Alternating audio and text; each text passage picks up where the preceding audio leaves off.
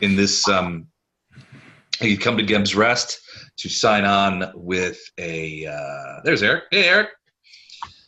And they came to Gibbs Rest to sign on with the caravans going across the Mana Wastes into Nex, I believe is it, to get back into what might otherwise be termed civilization, and found the place deserted. Found it as you guys found it. So in some after some conversation, you guys agreed to travel together to go to Rijanna's campsite, which was about another day and a half's travel. It was interesting in a couple of ways. One, seeing people on the street, on this road, after being in the deserted town, but also, it's like other people are seeing this too. This town should have people in it. Should have caravans moving across the thing. It's it doesn't make sense, and other people are seeing it too. It's not just you guys, not just some strange and all-encompassing illusion. You got to Rijanna's camp, which could only be her camp, which is about 200 meters maybe off of the roadway, and found it to be essentially deserted, and not just deserted, but it looked like it had been deserted for a long time. A reddish dust and sand had come into the tents and pavilions and covered a lot of things. But you did find the two other books, or two of the other books. There's still one missing.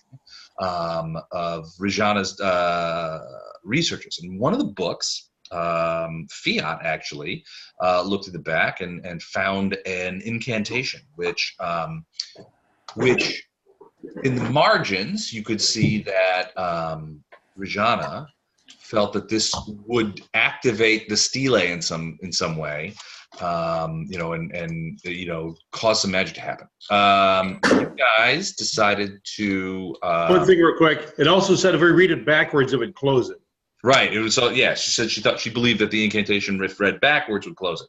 So you guys decided to do it backwards, and everybody backed off about 100 feet, while I believe it was Fiat and Leonard stood close to the stele while Leonard did the incantation. And strange things began to happen. The air took on a crackle of magical energy. There were purplish rays of energy began to shoot out of the stele into the sky, which were hard to see close up, but in the background, 100 feet away, they could see them much better. But ultimately, once Leonard had finished the spell, everything seemed to sort of power back down to normality. And that's where we start tonight, is just a few seconds after that power back down. Leonard is kind of looking around. Fiat's kind of looking around. They, nothing seems to happen. The sense of magical energy in the air and those purple rays and the crackle of thaumaturgy seems to have dissipated and gone away. You're not sure if anything at all happened. So have we established that Leonard has a good accent that supposedly has to be used? Yes, that we've established Leonard's voice, and he needs to use that every single time. That's what happened to her, right? She thinks that she had an accent wrong and read it wrong. She suspected that she may have transcribed it wrong or read it wrong, something like that. It's in ancient Kelishite, which she knows, and which weirdly Leonard knows, but it's an ancient language. It's like Latin. It's easy to make a mistake. So I'm getting a lot of page unresponsive from Roll20. Are you guys getting the same thing? Nope. No. Oh, great. I'm glad it's just me then. You want to take a minute to reboot? No, it's weird. And it's just because your video's been fine and your audio's been fine. Okay. Hey, folks. Matt just sent a text. Apparently, he's listening from the flight. He's above St. Louis in a plane. And he's listening to the thing on the game tonight on a flight. So, hi, Matt. If he jumps out the right moment, be safe. I guess. Don't crash the plane or anything. So, nice to see you, buddy. The closest to Gordon and I that you've ever been, Matt. Are you, Matt? Is that you? Yeah. Are you on a plane? You're muted. I thought I heard him. I thought I did too, but I see him. He seems to be on the thing, but this will be the first time somebody's accessed this game from a plane. Terry's trying to talk. Matt, is that you? He's a total brown nose. He's just doing it for the points. I know. Bonus XP. I'd so do it. Well, Matt, we can't hear right you. We can't see you, but there might be some bonus XP in it for you just for going up from an airplane of all things. All right, so that's where we start tonight. You guys are sort of. Hey, there he is. He's on a plane. Look at him. Look at that dude. It looks like it's frozen too, or he's sleeping. He's already sleeping. So that's where we'll start tonight. I mean, so Leonard had just done the spell, or what he thought was the spell. Something happened, certainly.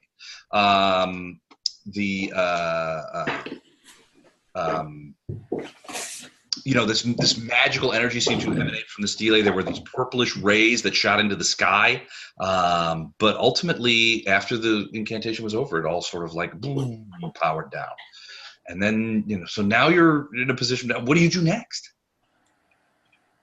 I'm going to look over Beltran and say, was that it? I'm going to detect magic to see if the pillars are still magical, just not kicking out quite as much energy. The stele? Yeah. Yeah, they still do radiate magic. So logically, I call the rest of the people back over. Okay. And then say it forward really fast. We found our last campsite. We've found what we can here.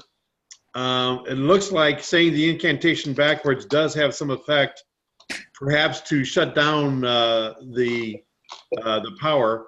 The only thing left to do is to do it forward and see what happens. Fiat, roll a perception check when you get a chance. So if you want to go ahead and check for traps around the stele. Trying to do that here. Hang on a minute. Let me find. Hey, can you all hear me? Yeah, we can. Yes. I can anyway. All right, great. Let me just roll this. Roll a D20. Yep, D20 plus your perception skill modifier. All right, I think that's a +4. I think. Let's see. Here we go. Need a bigger Okay. desk. You rolled 40, 20, so sorry. 1d20. Oops. 1d20. Good try. Oh, nice. 36. That's really good. 3. So 3 plus 4 is 7. You don't see any traps around it. It just seems to be a simple sort of stone pillar about 5 feet high, just sitting in the middle of the desert here. Just want to open up my eyes. Was I got this access there? My guess is your perception's higher than 4. Well, I'm sure it is. It should be 3 plus your wisdom modifier plus your ranks. All right, really? Let me see. Hey, hold on. I found Fiat. Hang on a minute. Looking at my little sheet here. I got a wisdom of 14. I'm sorry, never mind.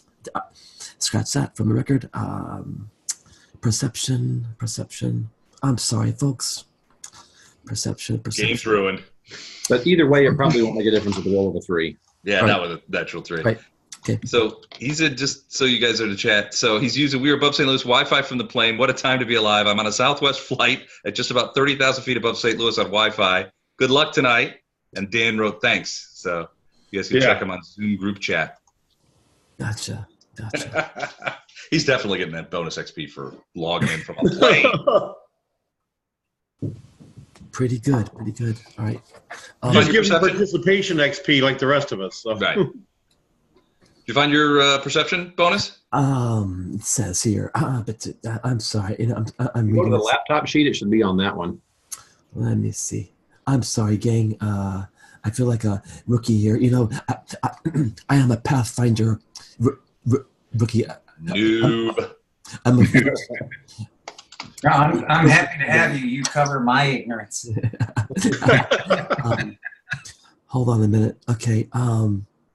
It says I get a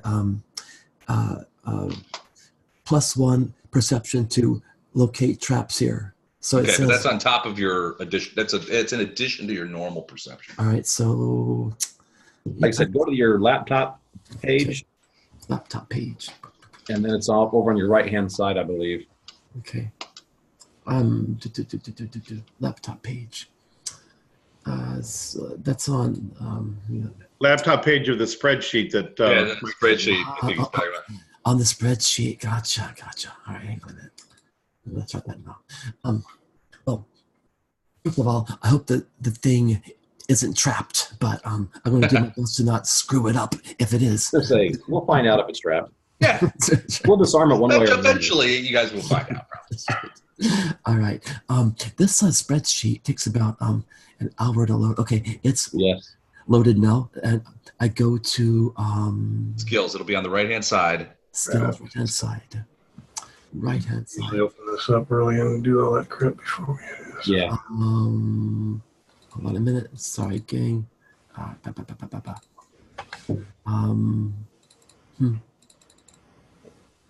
Right. Front. Skills. There we go. Perception. All right. Yeah, it's I got 2 actually. I got +4 for rogue and +4 for fighter. No, never mind that. Never mind. Scratch that. I didn't say that. I have +4 for rogue, and I got apparently a +1 on top of that. So call it a +5. +5. So with a roll of a 3, that's not. Yeah, 8's not gonna be. I mean, you don't see any traps. The pillar itself just. I mean, it's just a carved stone pillar standing out in the middle of this like weird desert area. What counts now is how cocky your character is. So is he going to turn around and say, I don't think there's any traps, but I don't know? Or is he going to say, I don't see any traps. We must be good here. There are absolutely no traps, is what you should say. All right, gang, all clear. Perfect. Great. One of them. Oh, go ahead. Someone else can have the honor of opening the stele. Actually, is that a hinge over here or a latch? Maybe not. I don't know. Anyway, There's no hinges on the stele. It's a stone pillar. The halfling, you guys realize the halfling is just messing with your heads right now. Leonard notices first. Yeah. Maybe the stele is a hinge, like Stonehenge. It's by itself. There's no other stele in sight. Gotcha. The only thing around there is what are obviously Rijanna's tents. You guys have to retrieve the books from out of the thing. There's a small fire pit where it's obvious that she was there. The weird thing about this campsite is you guys figure that she's probably been gone about 2 weeks. But the desert seems to have quickly reclaimed this because it looks like this camp has been abandoned for a longer time, perhaps even as much as months. Okay. I'm trying to think. There are no tracks leading away or any other sign of people being there? Give me a survival check when you get a chance. The survival is another one of those skills on there. Look for that bonus. Gotcha. While Fiat is looking around, what are the rest of you guys doing? Well, when he starts looking around, Leonard kind of asks him what he's doing, and if he says looking for tracks, Leonard will help also. Okay. Looking for traps. I got an 11. Yeah, that's you don't see any tracks or anything. All right. Beltran, yeah, I mean, what are you looking for? Like tracks or traps? Tracks. Like tracks, footprints, that kind of thing. Like huge Wagon wheels, horse hooves, footprints. Yeah, I mean, not really. So even Beltran with your 17 perception, this is a sandy area. And tracks are long gone. Yeah, it looks like it's been abandoned for a while. So, okay. All right, gotcha. All right, so, well,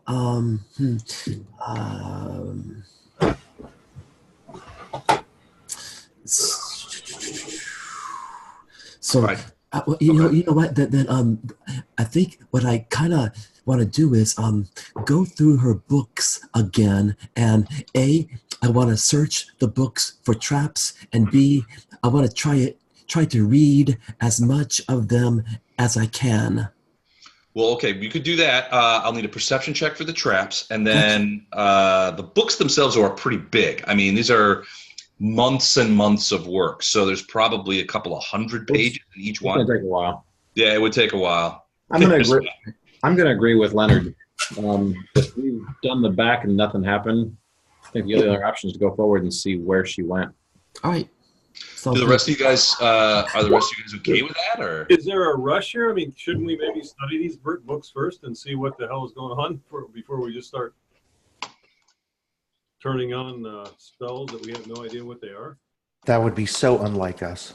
Yeah, that's not our MO at all. Which would mean that would be a great idea, actually. Right. Oh, it'd be a fantastic idea. That's just really not like us. We're gonna do that. You know, Fiat is a reader of books, and if I can, I want to at least flip through them, just flip through them and see if anything jumps out at me. Any Like literally. or, any illustration, any rubric, or okay? that looks notable. Okay, gotcha. Okay, you don't. If there's any pictures, Beltran looks them through, but if there's no pictures, Beltran's not looking through them. I mean, maybe there's a centerfold. Never mind. That was a terrible joke. I'm sorry. I'm sorry. Kieran is now interested. Yeah. Yeah. Sorry. Yeah, you mentioned that, and all of a sudden, everyone's wanting to look through the books. Right. Actually, that was crass. So. I read it for the articles. Right. Okay. So. Yeah, sure, Leonard. Yeah. Should I roll some sort of check to see if I see anything notable? Yeah, roll a link when you get a moment. Take your time. We'll get to that in a minute. Roll a linguistics check. It'll be another skill that I think you have. As you Okay, sure. Linguistics check here. It'll be under skills again. Gotcha. Well, I got nothing. All right, raw D20 then. All right. I should have bulked up on that. Okay, D20. I roll a 6. 6. Okay. Yeah. All right. We'll come back to. So what is it? What is it you're trying to do now? Leonard asks you. You know, I really just want to see if I'm just flipping through these books, and I want to see if anything looks like a clue. I'm just trying to read what Rajidi. Okay. Rijanna? So Les, what 3 books do we have? We have flora and fauna. Hold on a second. You have. You have the first one you found was. Well, so I don't have the last one, but the ones you found here are flora, fauna, and hazards of the mana wastes, and translations. Okay, hold on, I can't hear you. Mindy's talking to me. I got to get your dress on. Perfect. While we're doing that, I'm just going to start singing Inspire Competence to give everyone a +2 on skill checks. Gotcha. Okay, perfect. Thank you. Excellent. And Fiat, don't be afraid to ask others for help if you don't roll high, because some of us have the same skills. I think, Okay, gotcha. sorry, Phineas has some awesome linguistic skills. Really? So hey, Phineas, you got a moment to take a look at this book here, because I'm not getting much from it, but maybe you can decipher something interesting here. I would love to. I have pretty good skills with linguistics and knowledge of history and arcana, so sure. Let me bring Phineas is kind of the nerd of our party. Mega nerd. I That's saying something in this part. I think approve. most of us qualify for that. Ooh. All right, Finnish, you got a 15. So, so you and Fiat kind of are looking through these books and flipping around in them and that kind of stuff. But honestly, there's a lot of discussion. But you don't really find any other sort of incantations or magical writing. You do notice one other item in the thing where you're going to try to. Oh, Leonard. Okay, so you rolled a 26. Honestly, you find the same thing. There's not any more incantations or anything like this in the book. What you do find is that Rijanna apparently had discovered several of these stelae, but this one that you guys are at right now is the only one that reacted in any way to her either detect magic spells or incantations. And this was the only one that actually had the incantation carved on the stelae itself. The other ones, although similar in appearance, did not indicate that they had magic within them or have any sort of magical writing on them. But there were several that she had discovered in her travels. So there's something particular about this steel here. It seems to be, yeah. It seems to be. Although she described the other ones as being very similar in size and shape and color, this one was the only one with magic runes written on it, and this one was the only one that reacted to a detect magic spell with any sort of magic. The other ones just were like unsorcelled stone. All right. Huh. Okay. I guess I'm just trying to find some sort of clue about what I should do next, or where I might go next to find Rijanna. Well, when you say that, I mean, several of the guys. He's dead. Except for Bjorn. I mean, you guys talked a little bit about this when you first had a discussion before you come out to Rijanna's camp. Was that they pretty much believe that Rijanna's dead, and That's right. Snapper, if he was here, would say, "Yeah, we talked to her, and she's pretty dead." All right. So we're pretty sure she's dead. All right. Okay. They did. So Snapper did. We spoke of dead, and she responded. So yeah, it was her. If she wasn't dead, she wouldn't have responded. So our goal really here is to find all the books and then get back. Well, that you've got 3 out of the 4. So the only one you guys know that are missing right now is one called Demiplanes, Pocket Dimensions, and the Mysteries of Geb. That's the only one you haven't been able to locate. You have the other 3. And we know she opened this portal and went in, or we assume she opened this portal and went in. Well, the last thing that she wrote in the translations of the Manaway Stele book is this phrase. I'm making my first attempt tomorrow. I'm worried that if I activate the stele and don't like the results, I may not be able to deactivate it. I'm pretty sure the incantation I've copied on the next page, when read backwards, will return this stele to normal if performed backwards. And we'll test this later. All right. So I have a question. Leonard just did the incantation backwards, correct? Correct. And there was a really pretty purple lightning light show that went along with it. So among other things, yeah. I mean, Leonard and Fiat really couldn't see it all that well, but you guys standing back about 100 feet saw it. There were like these rays, these purple energy rays that sort of shot out into the sky. Right. So the question is, for the magic users, are we sure that you weren't successful? And how would we know without going back to Geb's Rest and seeing if the people are back? That's a good question. Without going where? Without returning to Geb's Rest to see if the citizens have returned, because that was my understanding from what you told me. Now, I'm not a magic user, don't get me wrong. But you said she activated this thing and time travel stuff started happening. So how do we know that what you just did wasn't successful? Because there was all sorts of pretty purple fireworks. Right. But right we don't now, know. I'm suspecting that stopped whatever was going on, but did not reverse it necessarily. Well, right, but I guess my Geb's Rest question is how far back? About 2 days travel. Day and a half, 2 days. Yeah, how would we know? On a horse, it'd be faster. You guys were walking. How would we know what effect it had if, for instance, this area, once it was reversed, is the same as it was before? Huh? And should we have possibly gone through the portal back where the last book is?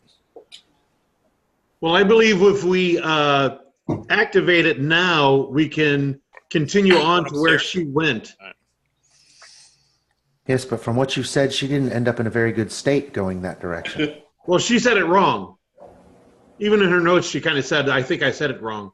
So you guys asked her 3 questions, and I actually, so just so you know, I actually went back and transcribed the actual questions and answers from the video. I got to say, having these videos is fantastic. All right, question 1. We are travelers commissioned by Master Bashir, and we need to know some things from you. What were the circumstances of your death?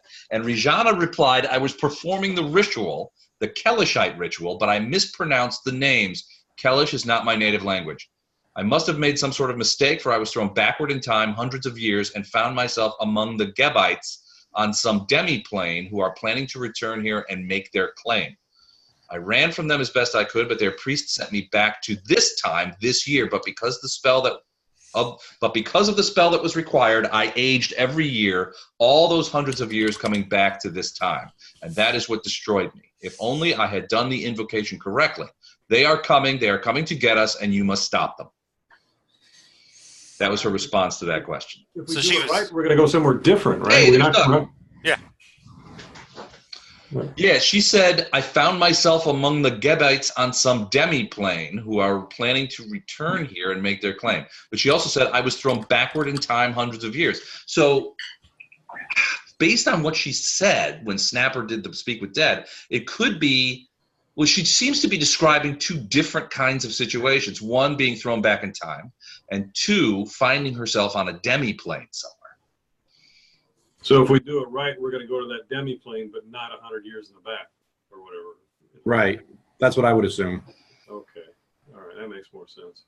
I mean, I don't really see a connection between here and Geb's Rest. I mean, why would they set up a stele to do time travel there? That doesn't really make sense to me.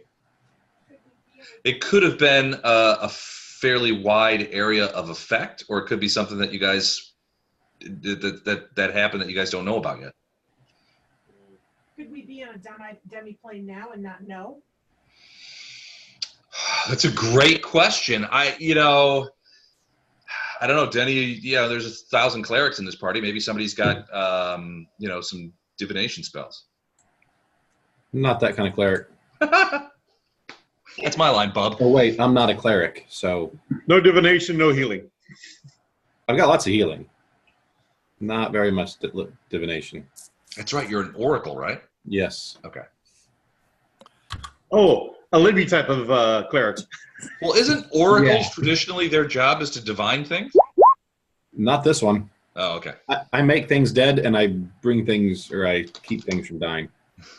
Depending on my mood. Oh, perfect. Okay. Eric, sounds like you found your skills. Found skills. Excellent. Perfect. All right. So Locate object, Les. Could I use locate object to try to find the last book that's missing based on having a good description of If it? it's close, it's got a range that's not very Yeah, well, far. this is the last place we know she was here, so if it's close to this area, yeah, you'll find it that way. But I think it's got a limitation of like feet. 600. Launch. 400 feet plus 40 feet per level. 640, Les. 640. Yeah. So yeah, that's relatively close. And honestly, I don't know that it would get all the way. If her other book is on the demi-plane, Yeah, I wouldn't get it. it wouldn't see it at all. I mean, you could try it. That spell would make sure it didn't get buried in the sand. Right. And that's Well, about who's to say that the book is that far away on a different plane? I mean, Well, that's what we were saying also, Doug. If it's in that other plane, we're not going to find it. Not using locate object. If it's right next to us, but on another plane, you don't see it. I mean, as a group, do you guys want to try to do those this rules need second? to change.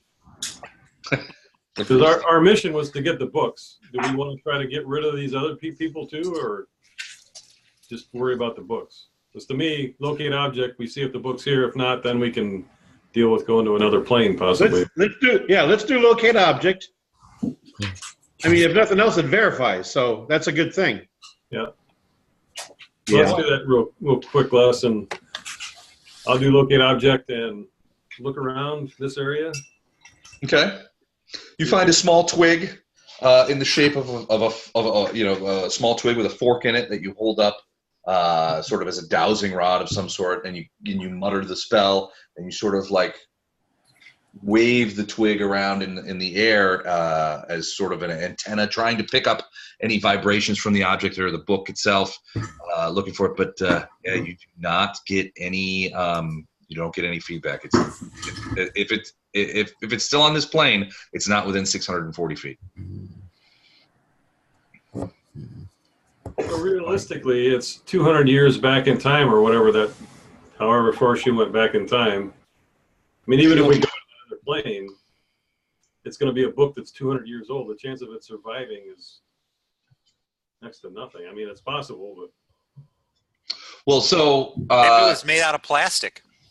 But she had all of her books with her, except for this one. Or no, she had one of her books with her, and we had found the other ones here. Is that right? Mm-hmm. Yes. Yeah, she had one book with her. We found two more here. There's one left. My There's one guess missing. is if she went to some plane, that's where the fourth book is. Right, and she dropped it. Either it got taken from her or she dropped it. Yeah, but we can't go back to the place that she went to because she went back in time. And if we do the same thing, we'll end up dying just like she did. I think the time. I think the time travel is when she was trying to get back from that plane. I think it's because she said whatever thing wrong. Which Yeah. I'm really counting on Leonard not TPK in this party by saying it wrong. She So went back in time because of what she said wrong, but then they sent her forward in time.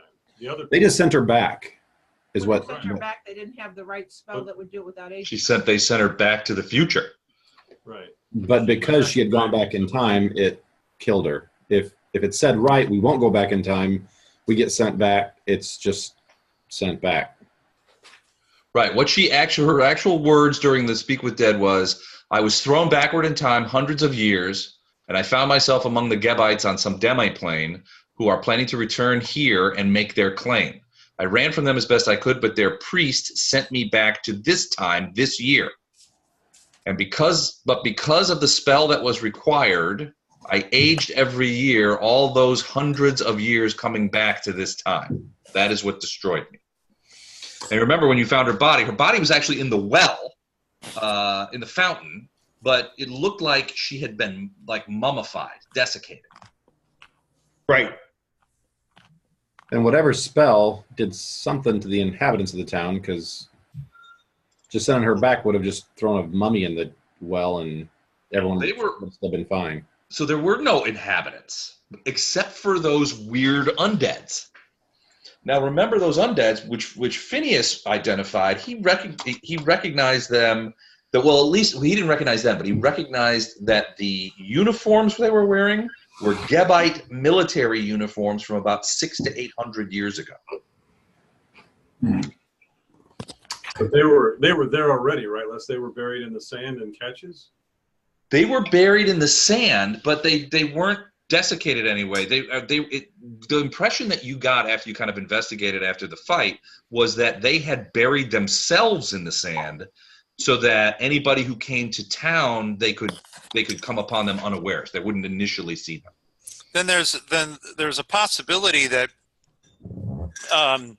that the woman, she wasn't the only one that was brought forward in time and aged.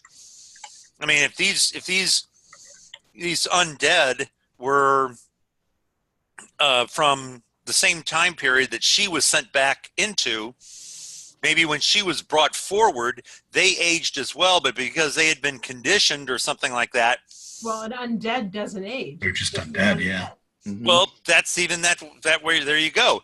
The uniforms are from like the same time period. Then maybe she was not alone when she was brought back You know, the to the future. uniforms would have aged, though. The what? The uniforms would have aged and fallen off of her. You guys are just shooting all kinds of holes in my theories. Thank you very much. Well, or if we're trying to put together a theory that explains the presence of both Rijanna's body and the undead guys, maybe whoever's doing the sending back got better at it and did it twice. But it still doesn't explain why there's no people in Geb's Rest.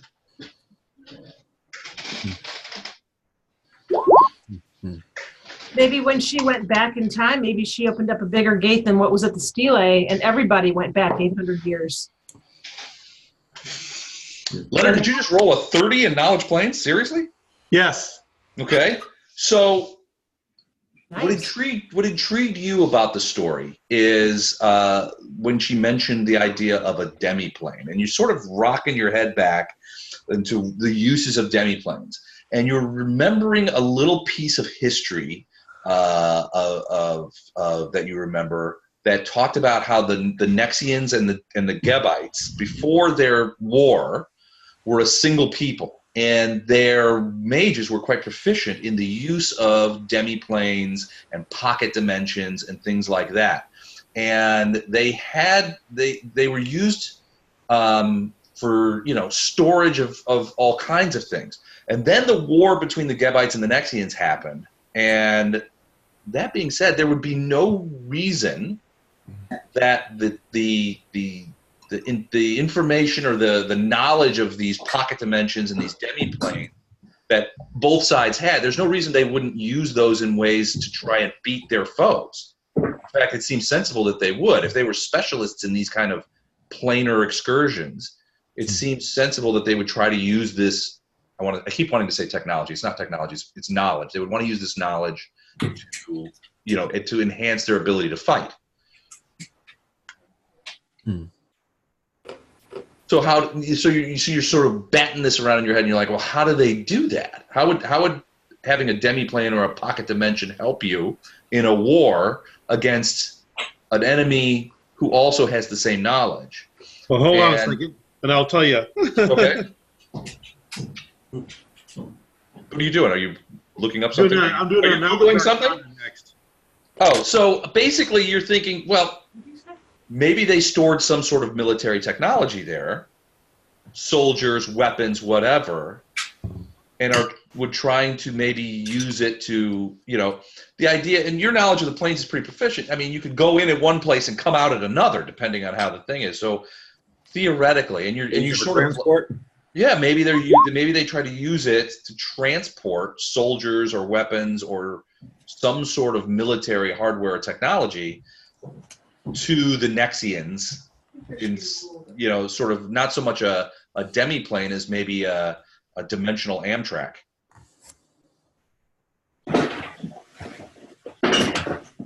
Okay. That kind of makes sense, but you think about a town, there's going to be 15% of the population that, isn't useful anymore. They could be there, aging in place and in bottles. Why would the whole entire town be cleared? Unless they were cleared aggressively as an aggressive move and put somewhere in a pocket dimension or something. Well, it doesn't sound like. I mean, if you look at what happened to Rijanna, it doesn't sound as if this particular knowledge is comprehensive. Maybe what happened to Geb's Rest was an accident.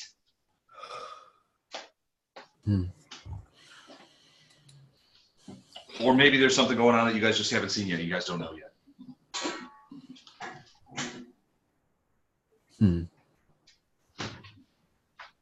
Backwards, and they all said, hey, heck with the future, we like it back here. And they only sent her back. Left them all there. Well, remember what she said that she saw there. So she talked about what she saw there. Hold on, let me read the salient part again. Sorry, I had to fix myself a small cocktail. Gearing up to come back. Okay, I found myself among the Gebites on some demiplane who are planning to return here and make their claim. I ran from them best I could. Priest sent me back because the spell was required. That's what destroyed me. If only I had done the invocation correctly. They are coming to get us, and you must stop them. That was the last thing one of the last things she said at that question. So wait a minute. The Gebites are coming? That's what she said. Then maybe they've got the book. Maybe they'll bring the book. If there's an incantation in one book, maybe the other book has more of those incantations. Remember, the other book is entitled Demiplanes, Pocket Dimensions, and the Mysteries of Geb. Might be worth a read. Yeah. Well, that's the one book you guys don't have. Got it. Because remember, the second question that Snapper asked her was the titles of the books. Wait, you already had the titles of the books. You asked her where should we look for them? Backwards and flub it up. No, she read it forward is what did the. How'd she end up back there? Bring it backward turns it off, right? It's like a portal that's open or closed. Yeah, bringing it backwards takes you back. Is it a portal, Les, or is it a shift? She flubbed up the incantation. She said it wrong, but she said it backwards. But she said it backwards wrong, right?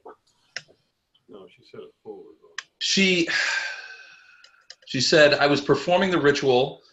I mispronounced the names. Kellish is not my native language. I must have made some sort of mistake, for I was thrown backward in time, hundreds of years, and I found myself among the Gebites on some demi-plane who are planning to return here and make their claim.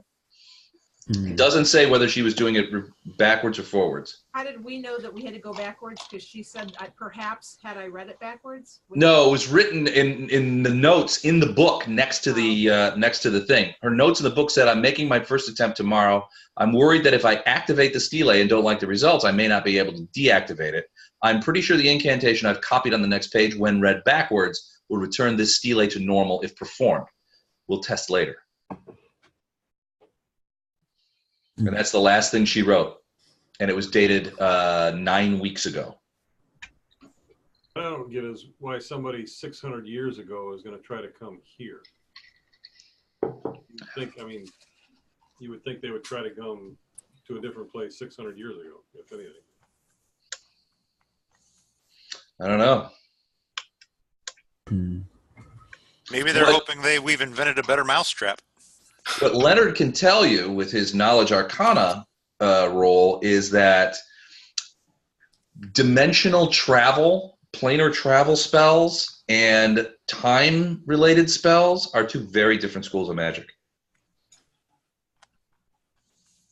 So to answer your question, Leonard would probably say something like, well, maybe they haven't mastered the dimensional travel. The temporal travel. Yeah, but they've mastered the time stuff. Planar yeah. Okay. Or vice versa. Vice versa, yeah.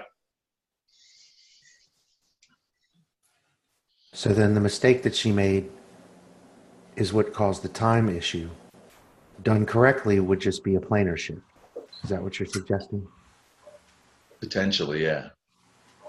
How would she end up where they are? Like, how would she make a mistake, by mistake, end up exactly where the bad guys are that are coming for us? Like, that doesn't seem like a mistake. It's a good question. I mean, out of 800 years, she could have ended up anywhere by mistake.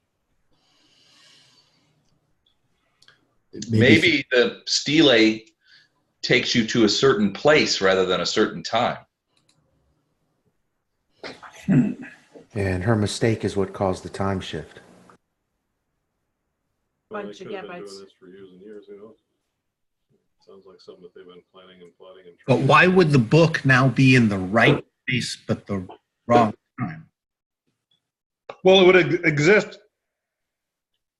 It would still exist.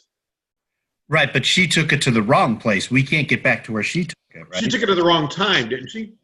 Yeah. She said it wrong and sent it to the wrong time, but it's before we are going to arrive, not after.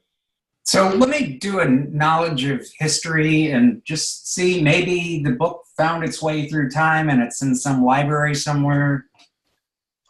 Or just whatever. What do I know about? You've read The Anubis Gates by Tim Powers, haven't you? I have not. Oh, because you just right what you just said is the book Anubis Gates by Tim Powers is a fantastic book, and it's about time travel. And that whole idea of a book moving forward in time at 1 year per year is a plot point in that book. Wow. Okay. 25. All right. So, so you're thinking about if you've heard of this book in any of your travels elsewhere. You have not. But as you're thinking of it, you're like, maybe the time problem. So you've got two problems here. You've got a location problem and you've got a time problem that are all both centered on Rijanna's messing up this incantation. The incantation took her to a different place where she saw Gabites. She ran into a priest. She tried, she's warning you to stop them. Maybe the time problem was so the location problem was, the fact that she was in the same location as these people, we get. Maybe the time problem was Rijanna specific. Meaning maybe she went back in time several hundred years, but from the people that she saw's point of view, they were in a different time period that just seemed to co-locate magically for whatever reason because of Rihanna's poor activation of the rune. Yeah, could be that. Did we ever have an idea where she thought she was going to go when she blew the rune, when she did it? She was working on solving the issue of the skewed magical fields in this part of the world. Right. Going. When she read the rune, did she think she was just going to fix it here, or did she think she was going somewhere? She didn't know. Yeah. She knew that basically from what Fiat and Phineas and everyone has sort of pondered out of these books over the last couple hours is that she believed that the existence of these stelae and the mana wastes were key to somehow reversing the effect of the non-magical zones in the mana waste. For example, her campsite is in one of these non-magical zones. You guys are in the wastes. But the stelae seems to emanate a field of some sort that that dampens that non-magical field, and magic works. So if you were to walk back to the road 200 meters away, you would be within an anti-magic field. Your spells would not work. But because you are proximic to the stelae, your spells do work and seem to work normally. And so her research has been on how to reverse the effect of the anti-magic fields that exist in the mana wastes and trying to sort of suss out the normal. Yeah, return it to normal. Or somehow figure out a way to dampen it. She was really excited by the discovery of these stelaes because they seem to have this effect on the magic dampening of places in the mana wastes. It sounds like she was dabbling in magic she didn't really understand. How many stelaes are there?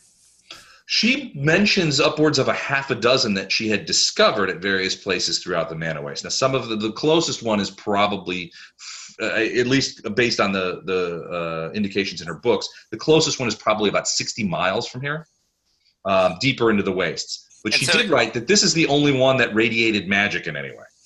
Okay, go ahead. Did she in the books? Is there a diagram of where all of these stelaes that she has located, from a bird's eye view? Do they make some kind of a pattern?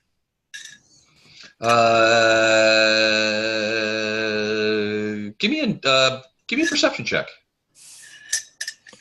So there is a sort of a rough map that she's drawn with diagrams of how to reach them and that kind of stuff. So you do have a general sense of where they are located. I haven't made that.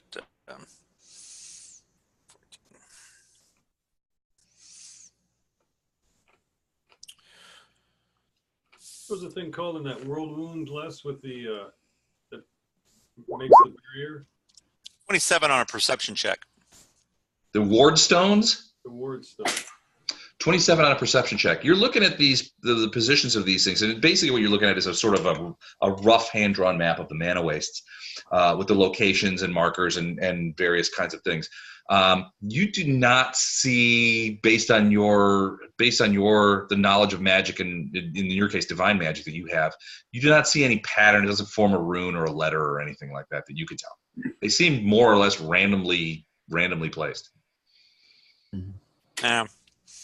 I mean, even from a religious standpoint, something like this is not done randomly. But that I can't see it does not necessarily mean that it doesn't exist. Yeah, that it doesn't exist, but still. Why would they send the Walking Dead to burrow in to defend an empty town? It could be part of their advanced force to take over the place. If they're really talking about coming here and trying to What's to take over? There's nothing there. I mean, they well, could you come, start there and then you fan out once you start. but there's no one there. They people. could send all their old ladies here to take that town over. There's nothing there. Send all their old ladies. So just send them to the old folks' home. Let's just.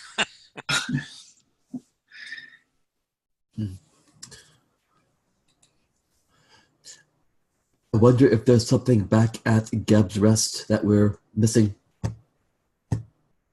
I wish. Does anybody have a scry spell that we could at least, or a familiar that we could send back there, like a bird or? Oh yeah, I've got my silver raven. What does that do? Let's see, turns into a raven on command, retains its metallic consistency, hardness of 10.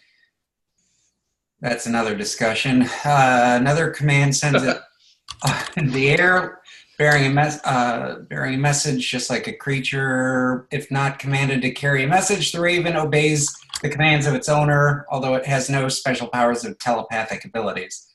So Okay. I imagine we could send it to wherever and get a report. I've never used it before. Fast does it move? Yeah, that's a. It does not say. Well, let's see. Maybe It probably moves at the same speed as a a normal raven. Yeah. As a what? As a normal raven, it wouldn't need to stop for food or drink though. No, it wouldn't. So it can fly at 40 feet. So 40 feet. Hold on, I'm going to do a little math now. So that's 40 feet per every 6 seconds. So 400. I'd like to verify that nothing's changed too. I had the same thought Bjorn had. How do we know we didn't do something? So 400 feet a minute. 400 times 60 is 24,000 feet an hour. So let's divide that by About 5 miles. 5, 6, 2, oh. Yeah, it's about 4.25 miles an hour is how fast a raven can fly. Geb's Rest is about a day and a half walk. So it's about, I want to say 25 miles. Yeah, 25 miles would be reasonable. So at 4.25 miles an hour, you're talking about, let's just round it up to 5. You're talking about 5 hours there, 5 hours back. So 10 hours. You guys want to camp out here? Sure. Okay. I'm good with that. So you, Phineas, what do you tell the raven to do? I bet this is pretty cool. Phineas kind of pulls this thing out and just kind of goes like the owl from Clash of the Titans. Suggestions group on what instructions? You have to keep it simple since you can't, if there are people that back there come back and flap your wings twice kind of thing, but it can speak, but it only speaks Raven. It only speaks Avian. Well, I can understand languages. I can't. Well, if it's his, he should be able to have a.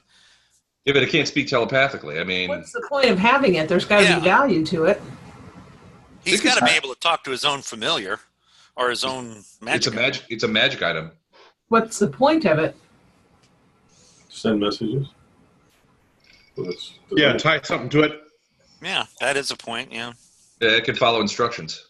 And use it to distract people in battle, things like that. I mean, Okay, give it a camera also. Have it take a picture when it gets there. Yeah, that's right. Right. Here's the deal. My cell phone, take a picture. If we're gonna spend the night here, I've got comprehend languages, and you give it the instructions. When it gets back, Okay. Don shaking his I head. think language and Does bird it speech are speak two different language? things. I mean, I can comprehend It languages. speaks avian. It speaks avian, yeah. It speaks the language of all birds. Okay, so avian would work then, yeah. Now, for the rest of your life, you'll know avian. I speak avian.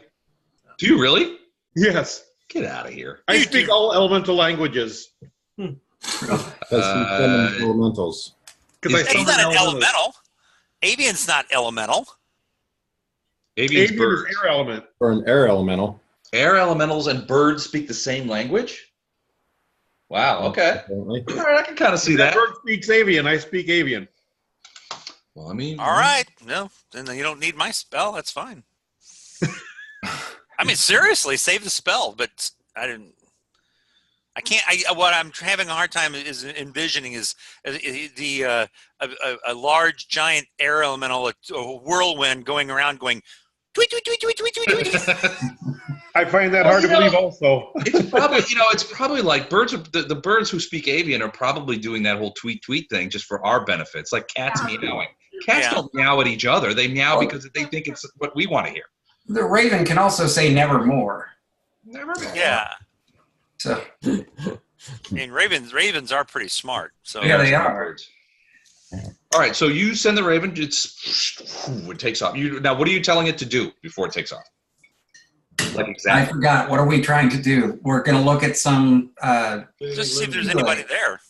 See if Oh, anything's okay. changed since we were there. Anything moving around? so if Okay. it comes back and says there's 300 of them, we know there's at least one. Yeah. Stupid bird. Boy, there's a deep cut right there. All right, so you send it back to see if there's any changes or people in Geb's Rest. Yeah. Okay, off it goes. All right, so you guys, it's going to 10 hours before you guys get back, and I assume that you guys are going to like just go ahead and spend the night and rest. Yep. All right, so Well. what are you guys doing in the meantime? Are you gonna, I figure Fiat and Phineas are probably familiarizing themselves with those books that Rijanna wrote. Although if I'm wrong about that, let me know. What the rest of you do? I was sharpening her scimitar, poking through the campsite.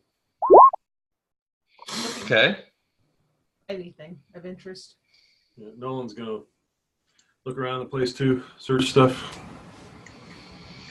Mostly you just find what are obvious. I mean, as the two of you kind of like noodle around, what you find are basically her stuff. Does she have any cool boots? Boots?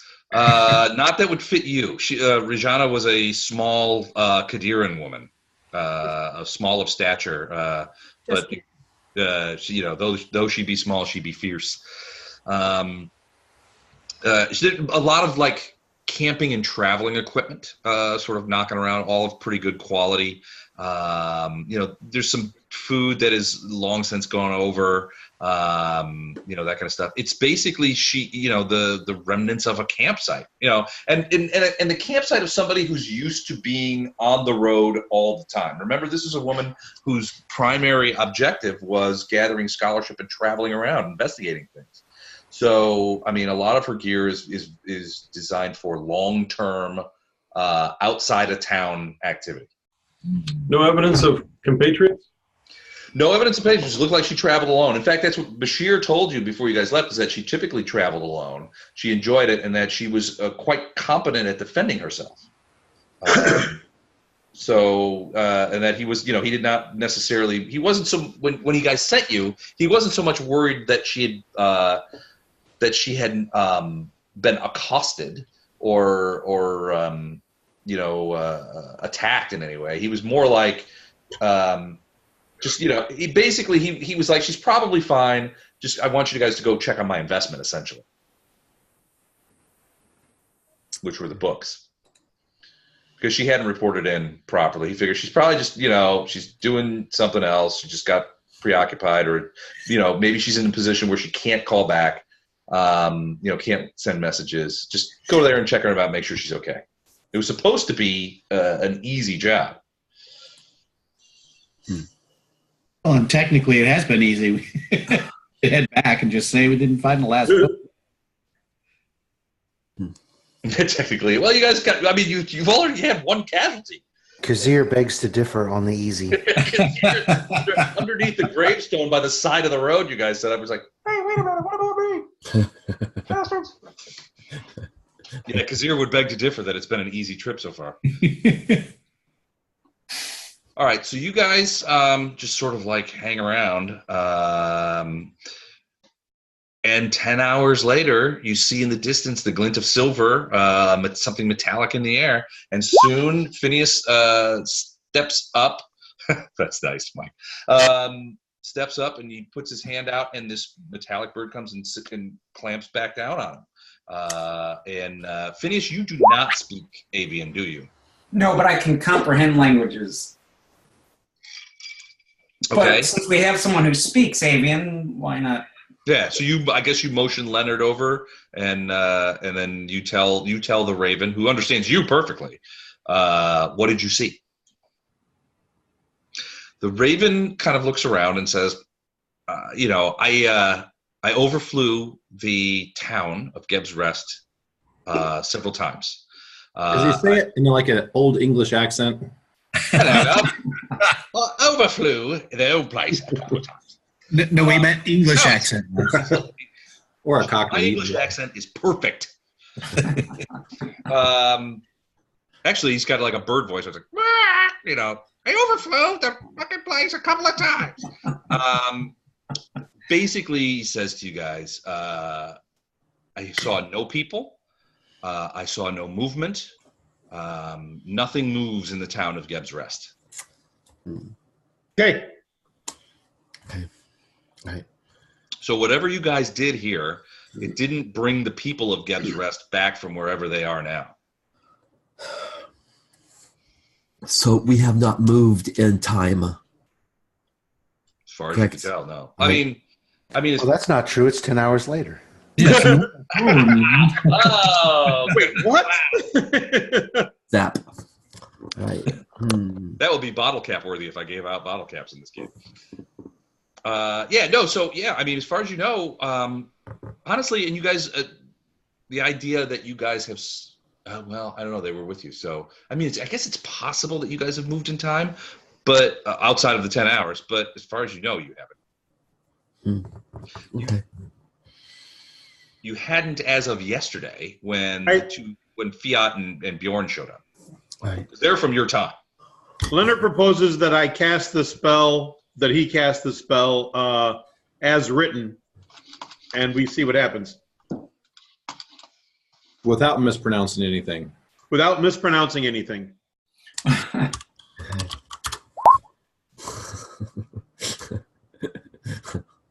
Okay. Sure.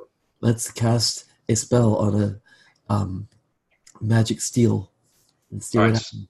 You guys gonna try that thing? All right. So who's gonna be close by? Who's gonna be far away? Or are y'all gonna like gather together really close to the stele? Group hug. I believe we should all gather around within 30 feet of it, or within 20 feet. Yeah, let's stick together. And do you want me to use a spellcraft Or for do this? something awesome. Actually, you know what? Do you have, Leonard, do you have any use magic device? I do. I do not have use magic device. Okay. I mean, you can just, it's like reading essentially, it's a little bit like reading a scroll. You just basically have the book in your hand and you're saying, okay, this is what we're going to do. It's not precisely like a scroll in that, a scroll is used up when it goes away. And this Right. is not, but it's kind of like that. You don't really need to, realistically, anybody could do it if they knew how to pronounce Kalashite. Okay. Okay. Hold on. So I see Fiat is putting his armor back on. Is anybody else doing anything in preparation for what bad things are certainly going to happen when you guys do this? I'm gathering all my belongings. Except the ones I took. With a combination of comprehend languages and speak languages, wouldn't you be able to perfectly speak? You'd perfectly be able to read any of the language, and then if you have tongues or speak languages, you'd be able to say it perfectly. So there's no chance of failure. Mishap. Yes, Excellent observation, and I welcome you to it. So I'll do it. it's nighttime. Wait, hold on. How can we see anything right now? It's 10 o'clock at night. I don't actually have any torches or a lantern. Has somebody lit a campfire nearby, or?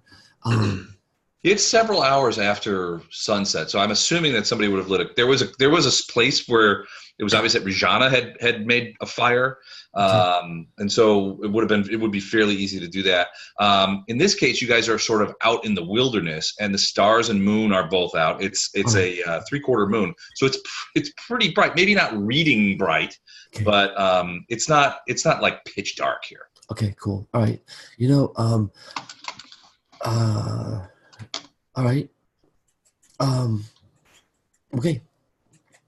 Can when we cast this spell, can any of the clerics or somebody create light? I can do a continual light. I've got my lantern has continual light cast upon it. Okay. Well, that's kind of cool. I got the spell. So It's just funny that you put it on a lantern as opposed to the usual coin. Hey, well, no, you put it on a lantern so you can shutter it and focus it and. Yeah, it makes sense. What were you saying, Mike? I don't like that map I'm seeing. Who's that? I'm still seeing the path. Yeah, map. what are you seeing, Mike?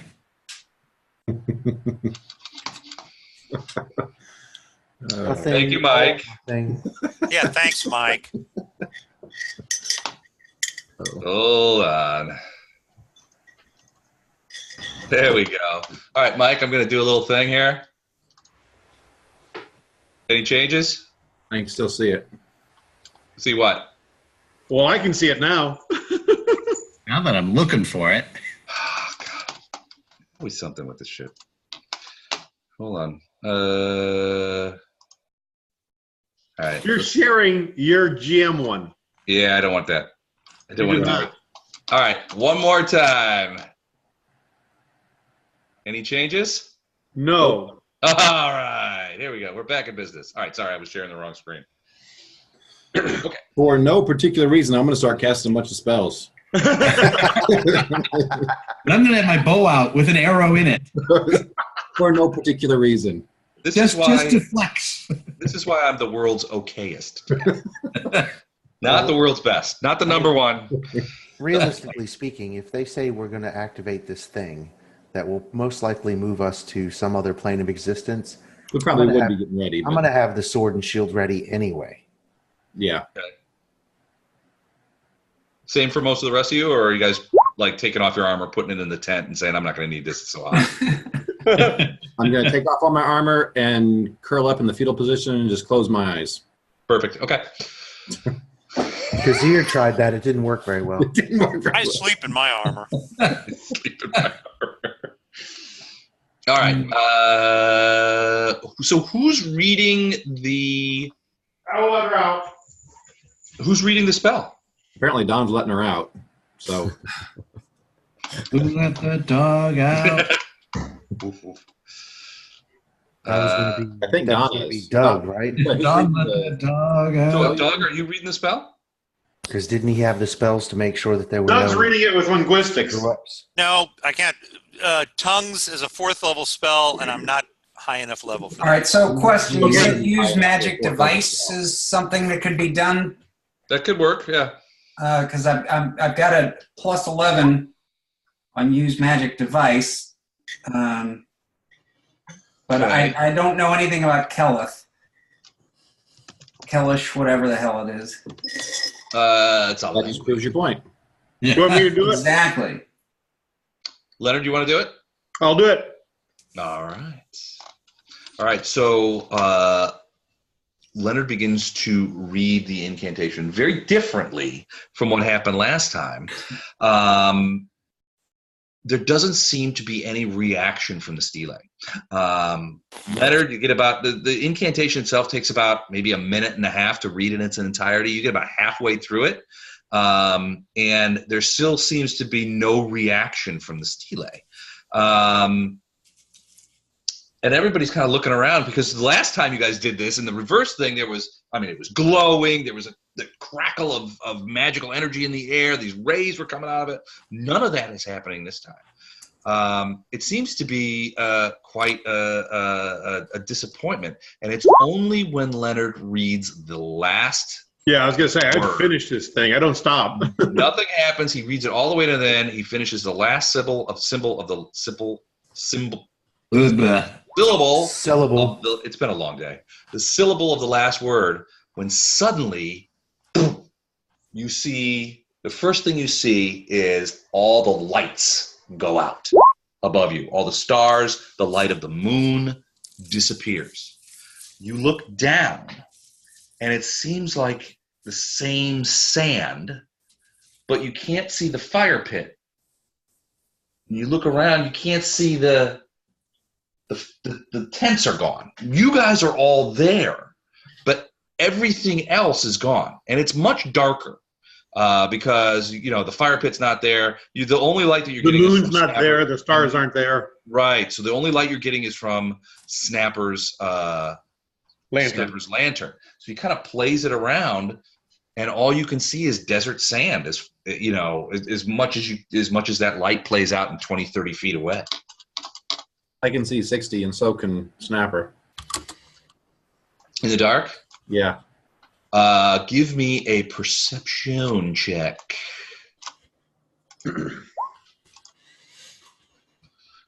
16. Snap, this is 20. You have dark vision, Snap? Yeah, dwarves have it. Yeah. He's a dwarf? I thought he was a halfling. Nope. Snap is Okay. a dwarf. I'm a All right. human. Oh, you're human? I thought you were a dwarf. How do you have dark vision? Okay, I then don't. he doesn't. Oh, okay. Does anybody else? Fiat has dark vision. Because I've got, Cheating is a free action, though. So it is. Fiat's actually got low light, probably. I have low light. It'll have to. There's several people that have low light, but I think does Llama Beltran, you're an have, Asimar, right? yeah, does Llama have dark vision? Half orcs? Yeah, I believe they do have dark Half orcs vision. have dark vision. Okay, Llama, give me a perception check. So you rolled a 16, Beltran. Yep.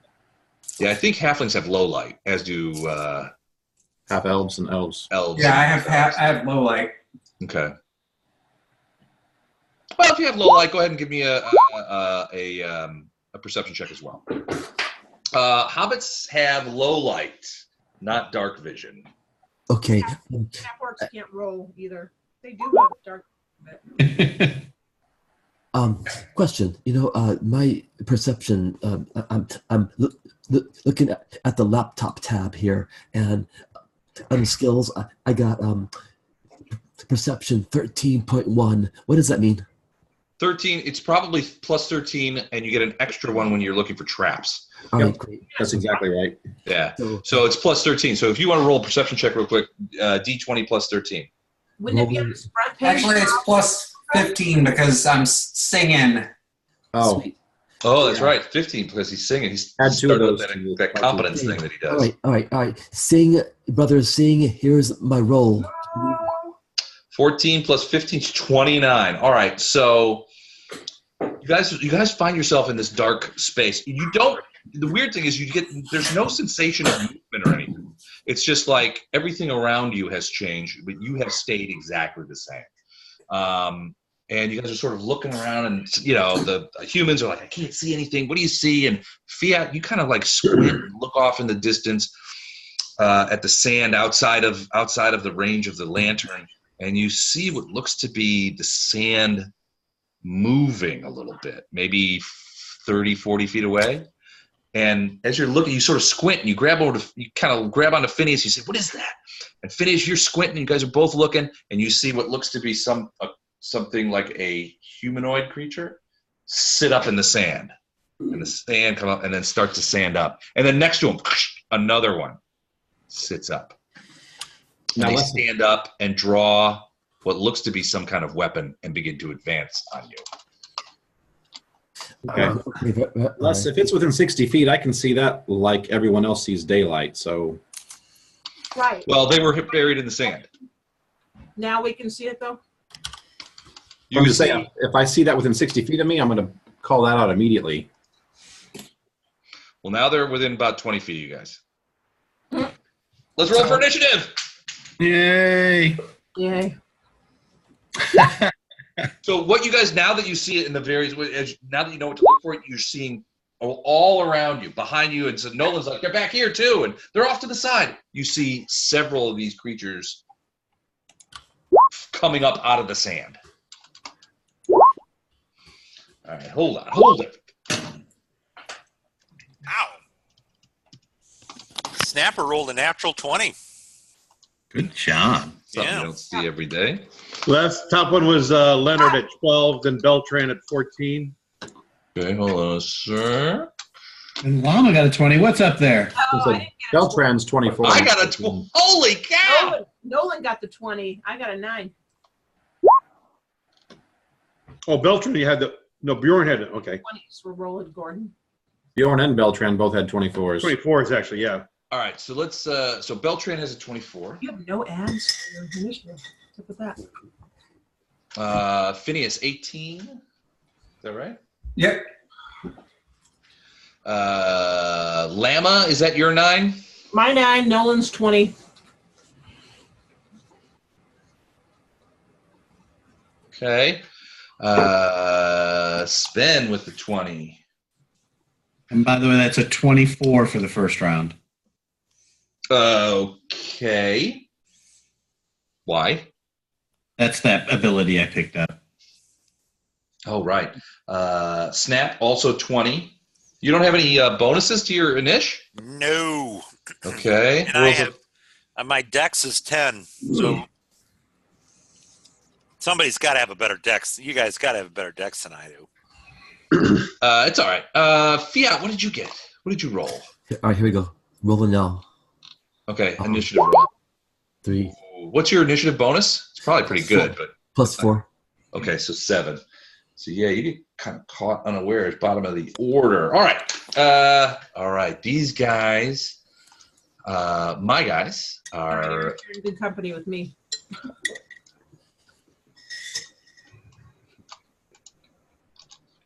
They're appearing out of the sand, sitting up, the sand falling off them, and then getting to their feet and coming towards you guys.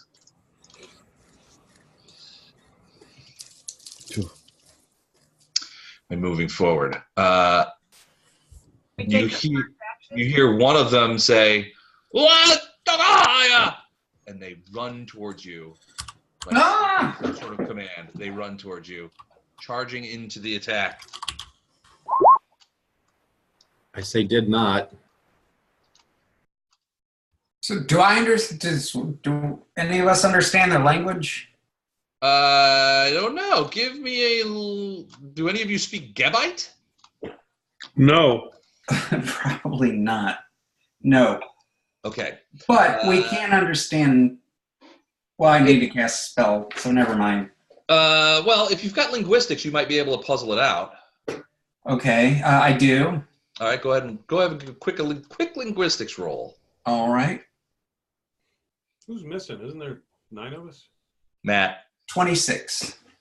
26. You get the impression that the guy who said it, which is this guy right here, Yeah.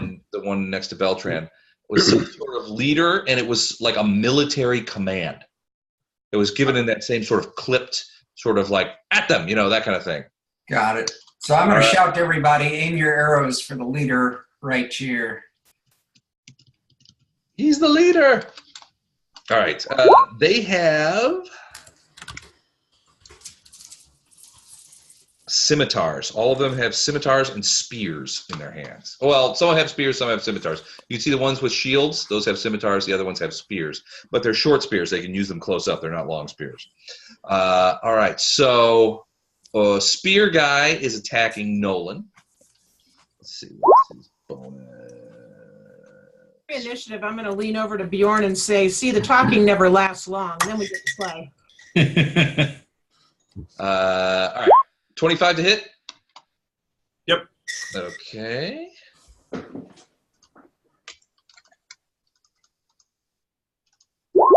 7 points of damage. This guy gets you with a short spear. Snapper. 20 hit you? No. Okay, he misses. You got another guy behind you with a scimitar. 22? 22 does not. My AC is 22, so yeah, it does. That's a hit. All right, so he hits you with that scimitar for 12 points of damage. A solid Jeez, hit. guys. That's a bruiser. Oh, I'm sorry, 11. I had that at 9. It should be 8. D6 plus 8. Lama, spear guy. 21? That's a hit. 9 points of damage. Bjorn, scimitar guy. 2. Ooh, 28. Ooh, Yeah. and that's a potential crit. Yeah, that hits. Scimitar's crit on an 18 to 20. Here's the crit check. 18? That does not hit. Does not hit. So, okay. Ooh, 9 points of damage. The raging, maybe? Minimum damage. Beltran, a spear guy and a sword guy. First is a spear guy. 12. That's going to be a miss, I'm assuming. Scimitar guy. Ooh, fumble. 17 hit you? That's a fumble. That is a fumble. Hold on a second. Let me see if I can make laying waste work tonight. Let's get ready to fumble.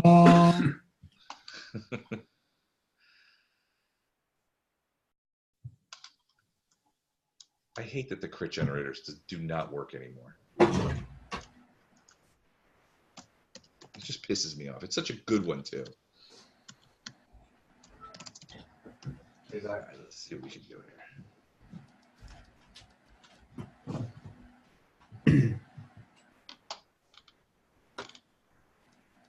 All right, here we go. Crit gen.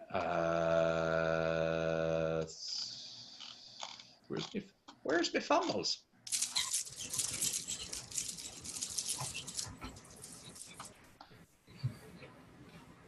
Okay. So that would be a melee fumble. Okay. So let me see. That doesn't make a ton of sense. But he manages to hit his own hand as it bounces off your shield. And he does. Hold on, I'm gonna. And there's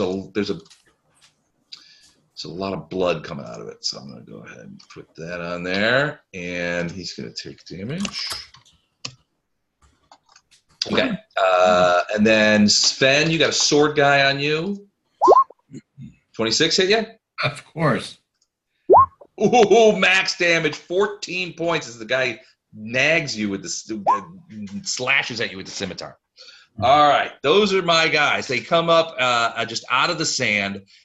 Those of you who were in Geb's Rest initially, which is to say everybody except for Bjorn and Fiat, recognize these guys. These are the same kind of undead dudes wearing the same kind of uniforms that you guys encountered in Geb's Rest. It was hard to see when they were coming at you, and suddenly you were in the middle of a pitched fight. But now that they're close and in the circle of light generated by the lantern, you can see it's the same kind of creature. All right, next up, Beltran and Sven will go first. Or, well, next. I mean. What initiative is that? That would be 24. I also have a 24.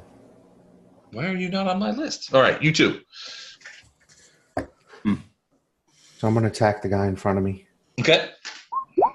21 to hit.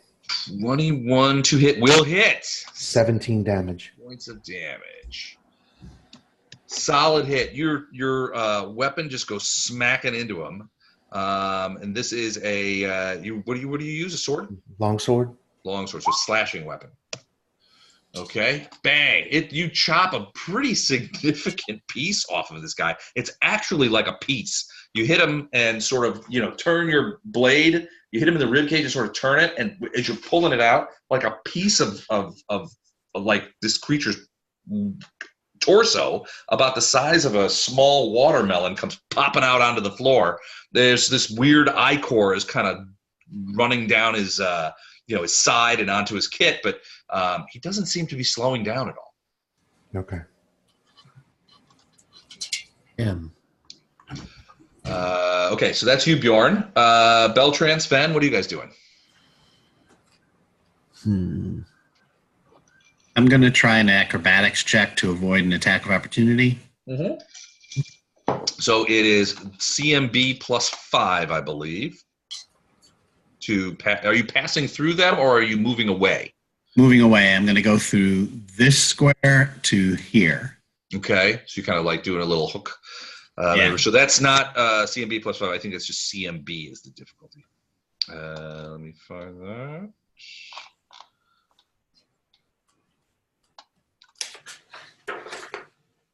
And of course, I can't find it.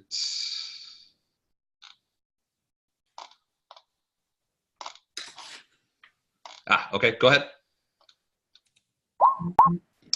15 is not going to be enough, I'm sad to say. A natty 2, it was a good shot, but he will get the attack of opportunity, which he will take another slash at you with that scimitar. Ooh, 20? Of course. Okay. Another 10 points of damage as you dodge out of the way and get another slice. Well, then, I'll just take a dying shot on my way out. All right. Hold on.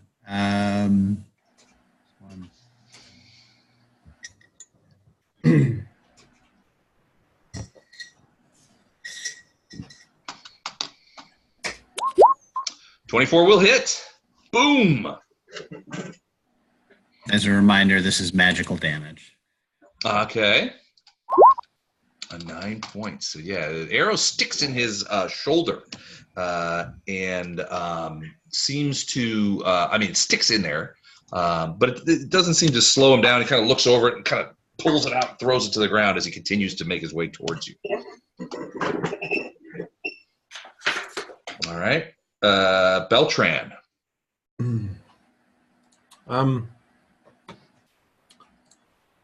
I am going to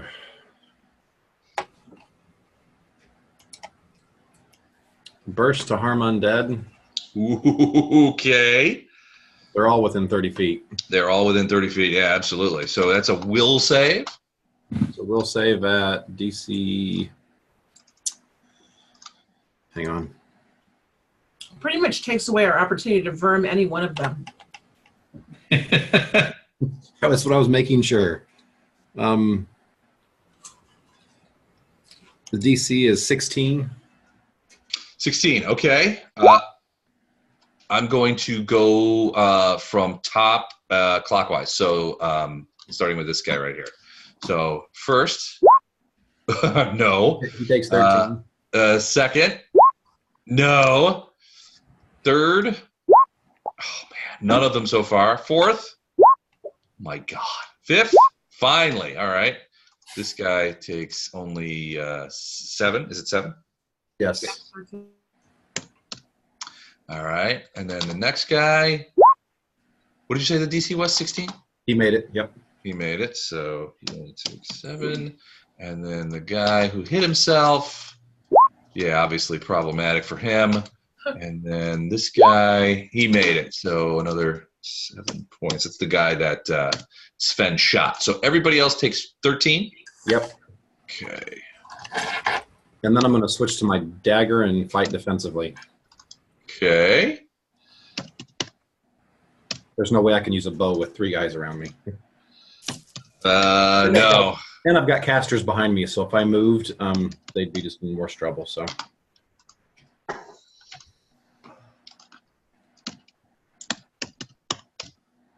Okay.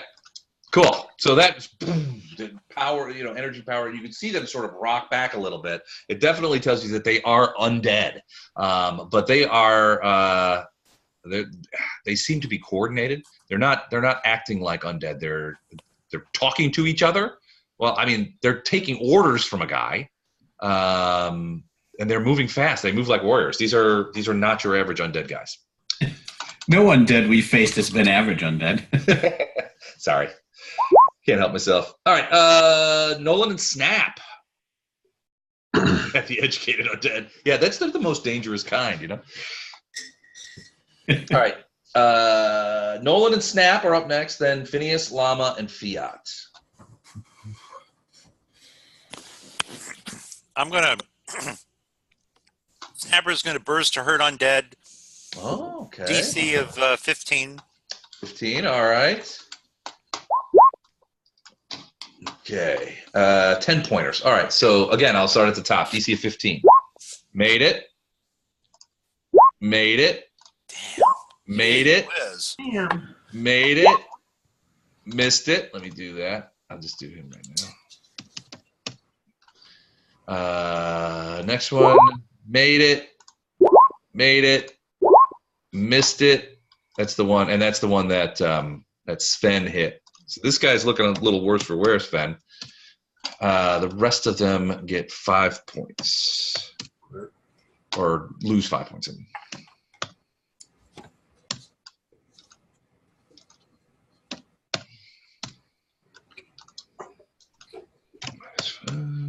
And I'm going to go and fight defensively. You're also going to fight defensively. You bet. I can't burst if I'm full defense, can I? Correct. Full defense is a full round action. So you can do nothing else while you're on full defense. Okay, that was Snap. Nolan, what about you? And then Phineas, you're up next.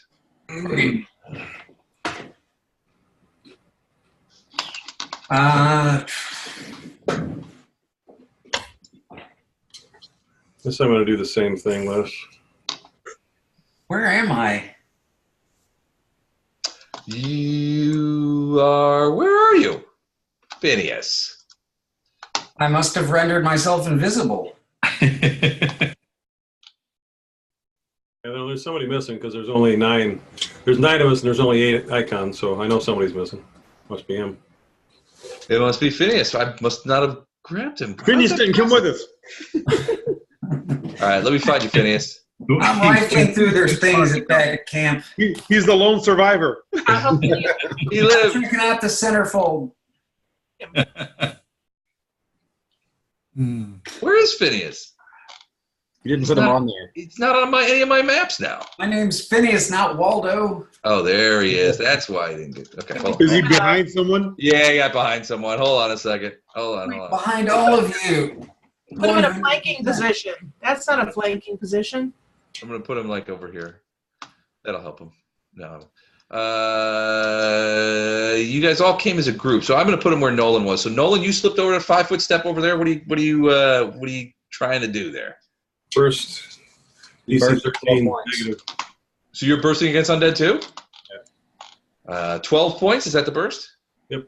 All right. What is the DC on that will save? 13. 13. All right. Starting again. Same guy. Same path. Made it. Made it. Made it. Jeez. Made it. Made it. Made it. Made it. I got one more. Made it. Made it. Everybody takes 12? Take 6. 6. Okay. Or if you want to take 12, we're good with that too. Yeah. You're too slow, Mike. No, I think honestly, I think this, the bursting to harm undead, I think was fun the first time it happened, but then everybody's doing it. I just now it's just making me angry. I'm a trendsetter. That drops the one by Bjorn. It might kill him. I haven't got that far yet. Hold on. If it does, I'm going to look at him and say, damn, you're good. Drops more than one. Wow. Welcome to the party, pal. It drops Bjorn's, and I think it's going to drop Sven's. It's all about timing, not necessarily how much. No, Sven's is still up. Sorry. Just so it did, but it did drop the one that Bjorn had slashed. All right, so lots of bursts, boom, boom, boom. It's probably fun to see. These guys kind of cluster around him, and suddenly they're getting blasted by anti-undead power. Phineas. I will cast Vanish on myself. All right, boink. And so Vanish, you have to cast defensively, otherwise they can swing at you. Say that again, please. You have to cast. If you cast a spell close to someone, they get an attack of opportunity, so you have to roll a concentration check. Oh, okay. All right. So basically, it's your level plus your casting stat is what you add to the roll, and you're trying to beat 15 plus the. I think it's 15 plus. Concentration check is your level plus your modifier, wisdom, intelligence, whatever it is. Right. Charisma in his case. Yeah, got that part. I'm going for the DC. It's the DC is 15 plus twice the spell level. Yeah, twice the spell level. So Vanish is it's a first level spell, so it'd be 17. DC 17. So you got to roll a 20, a D20 that. So I get a +9 concentration. Right. So D20 plus 9, and you got to beat 17. 17. A D20 plus what? 9. Okay. 9. And if you don't make it, you got 2 people who are going to swing at you when you try and cast it. Yep. I have to roll a what?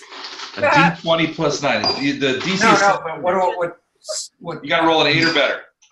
8 or better? Yeah, 17 is the total you're trying to reach.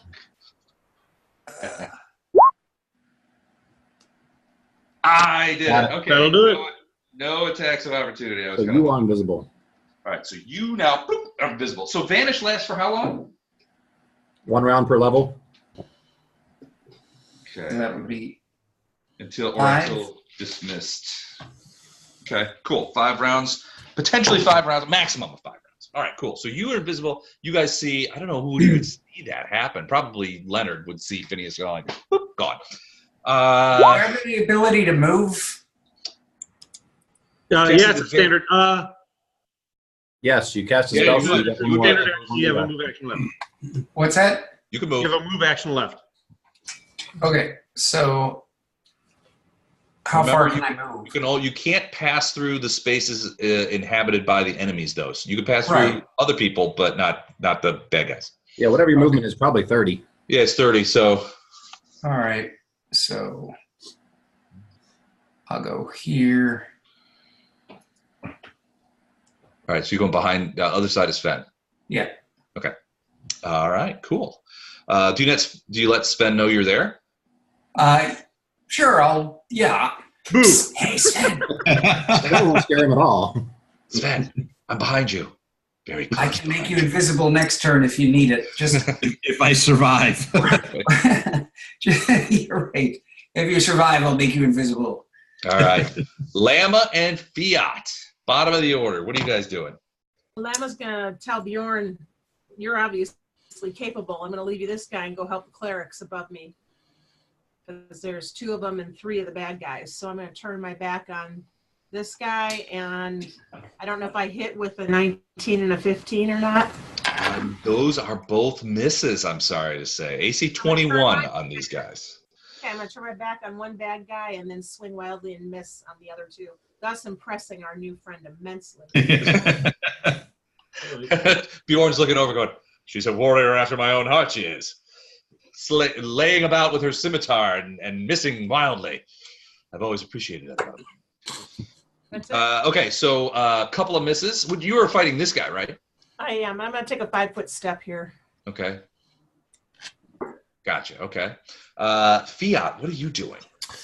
Well,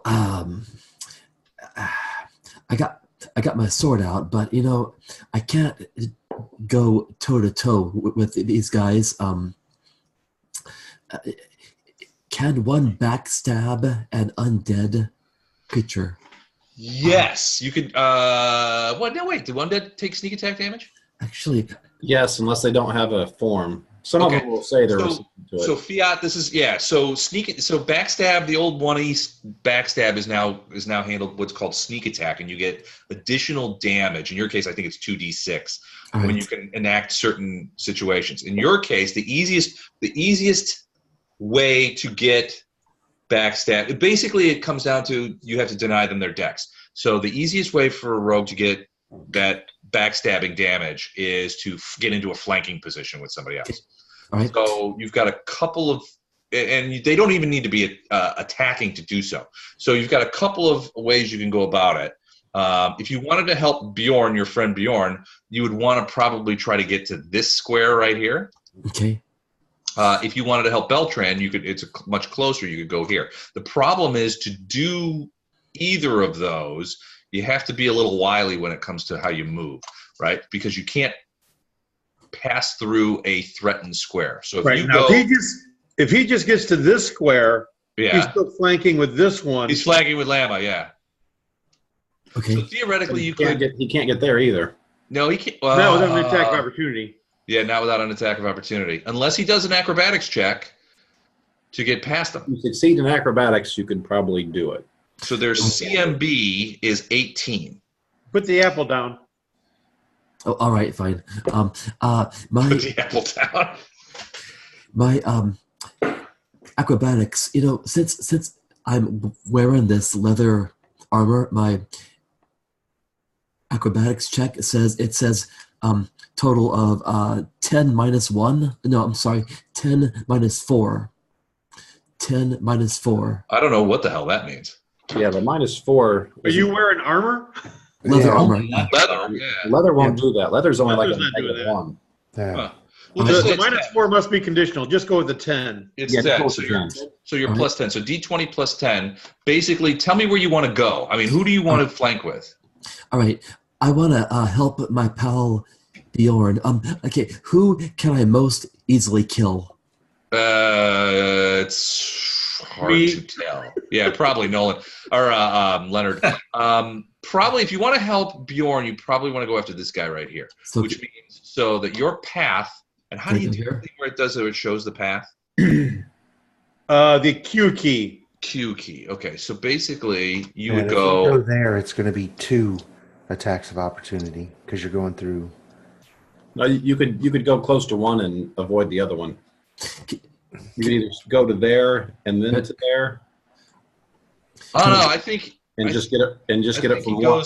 I think he goes right over Bjorn's square, then goes to this square, and then goes to this square. Yeah, if he goes to here, and then to here, it's just an attack from this guy. Yeah, that's what I'm thinking. If he goes this way, it's only an attack from this guy. Oh yeah. So either way, it's just one. It's just one. Yeah, but eventually he gets to this point. So yeah, I mean, I guess it doesn't matter. So I'm going to assume that I'm going to say it's this guy with the spear that's going to try. But you get to roll attack of opportunity or acrobatics to avoid that. So the DC is 18, and you get plus 10. So D20 plus 10. You got to get an 8 or better on the natural roll. All right, rolling D20 now. 9. 9. You made it. Okay, so you wiggle past. And you end up here, which puts you in flanking position. Now, one more over. There you go. Put you in flanking position with Bjorn, and now you can roll your attack. All right, great. I'm stabbing this guy here with my sword. Here it comes. Here comes trouble. Do you know what's your attack bonus? Let me see here. 108. Oh, wait, sorry. Sword. Plus 8 melee. Okay, so 8 plus 8 is 16. That's not going to be enough to hit. So plus 2 for backstab. For flanking. Oh, for flanking, right. 18 still not enough. AC is 21 on these guys. Damn. So, yeah, they're tough. So damn. It's a miss. But plus 3 because he really wants to. That's not going to help. All right, so no hit. No backstab, but you are if you stay in remaining flanking position or Bjorn doesn't kill that guy, you will get another opportunity to do that. So, okay. All right, now we are back at the top of the order, and it's my turn. I haven't gone yet. What did you roll for initiative? 12. Ugh, okay, I missed like 1,000 people here. Okay, go ahead. Sorry, we skipped you. I say a couple of quick words and point to this guy here. Okay. Disrupt undead. That is a potential crit. Go ahead and roll the no crit. So 4 points of damage. Yep. Okay. Is that a D4? D6. Okay. D6. Okay, so -4. It's close. It staggers. It is staggering against the sand, but it definitely hit. And it looks at you. It's like, all right. So that was Leonard. Now top of the order. All right, Nolan, that guy's going to try and get you with the short spear again. That same guy. I'm going basically around the clock again. 11. I'm assuming that's a miss. Snapper. Short spear against you. Ooh, natty 20 with a 27 confirmation. Is that a crit? Oh yeah. Yes. Spell crit or Oh, yeah. spear crit. Piercing critical. Ooh. Overreaction. Normal damage, but the target provokes attacks of opportunity from all threatening opponents. So let's do the damage real quick. Max 14 points of damage. And so there are 3, if you count that guy, there are 3 other dudes that can attack of opportunity you. So first guy, 20. Hits. Ooh, another max, another 14 points. That's the spear guy. And then the guy that hit you in the first place, 17. No. Okay, and then the sword guy next to you, 22. Hits. Minimum damage, 9 points. Ooh, that was a tough round for you, bud. Yep. So a total of 37 points of damage. How you hang it, bud? Just adding them up in my head for my sheet. Okay. Lama, sword guy's going to attack you after he takes a slash at Snap. Yep. 22? That hit? Yep. 13 points. These guys are killing it. Bjorn, spear guy against you. 19? No. I tried to kill that guy. I'm sorry. That's all right. Beltran, spear guy, and sword guy. So first spear guy. 15, no? Nope. Sword guy?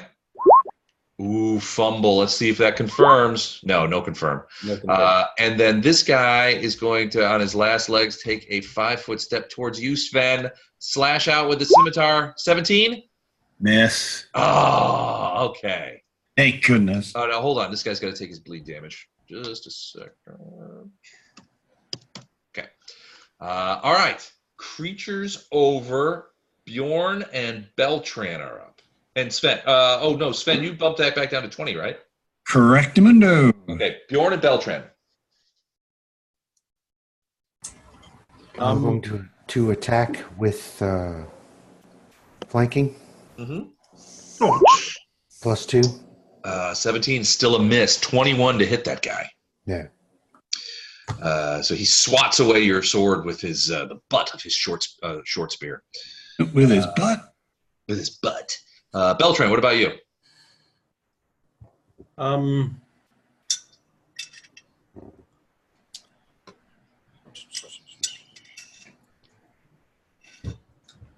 to figure out. I'm going to burst for healing. For healing, okay.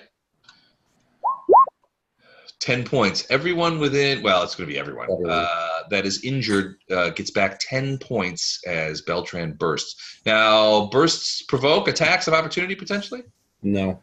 Okay. Thank you. Thank you. I always, when you guys say that, I always imagine that, there's like the clang of swords and shields and people are grunting and fighting. That kind of stuff. And all of a sudden, somebody's like, the Beltran's just like, poof. When healing rays come out from all over and hit it, and all of a sudden there's a chorus of thank yous from out of that. Hey, thank you. To be polite. Appreciate it. All right. Nolan, Sven, Snap. What are you guys doing? Mike, you a Desna priest?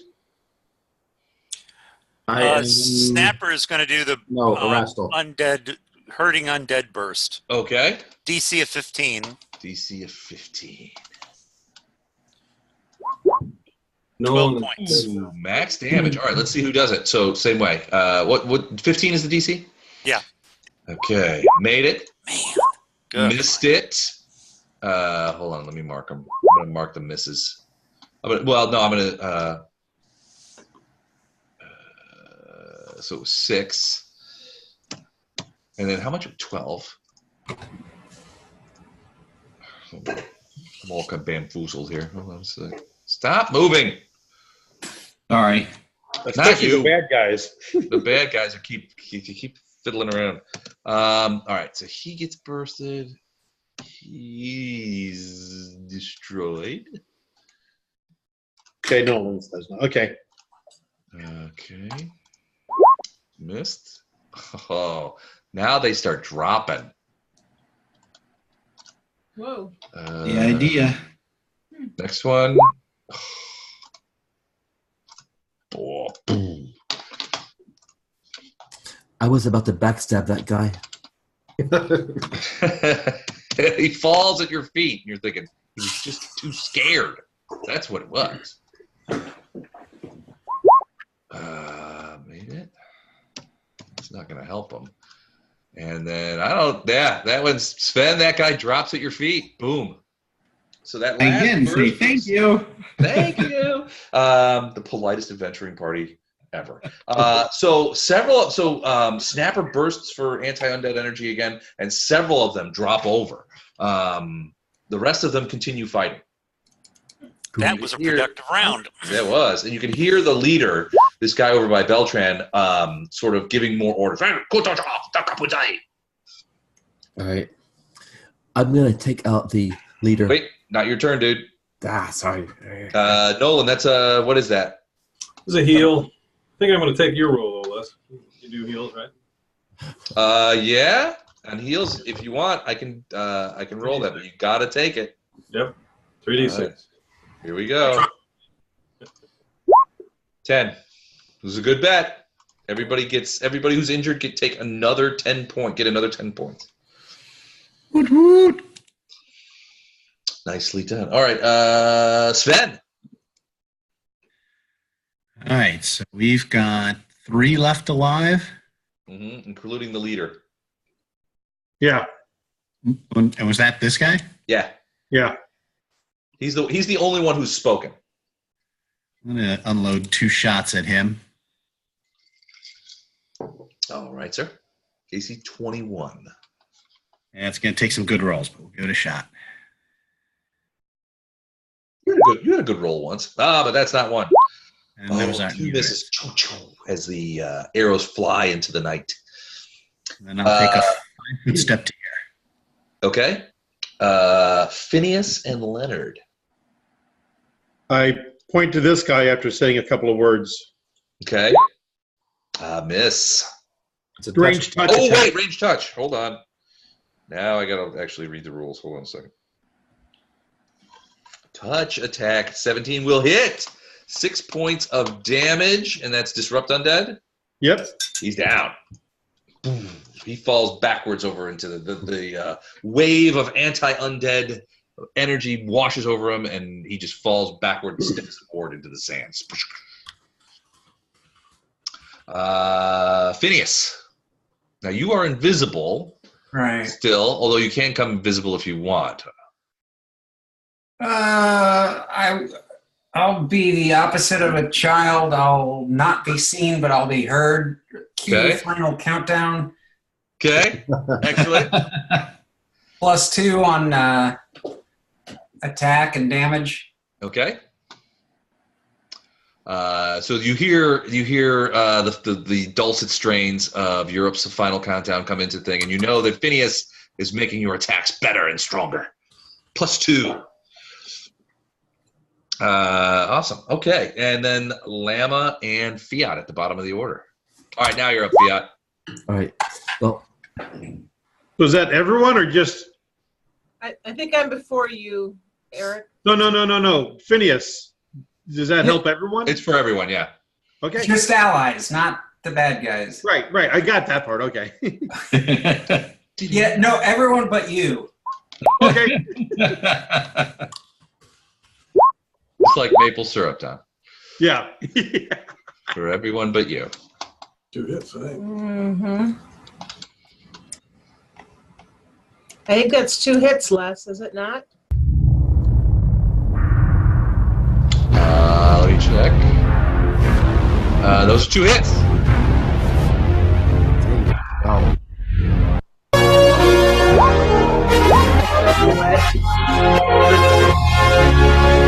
Sorry, I couldn't resist. Those 2 hits, yes, absolutely. 12 and 14 points of damage. Okay, now after moving, she only gets 1 attack, doesn't she? Oh, that's right. You only do. So just the 1. So just 12? Yeah, so 12. 12 points. Put a significant slash in the guy, and he looks pretty beat up. But he's still on his feet. Okay. Fiat. All right.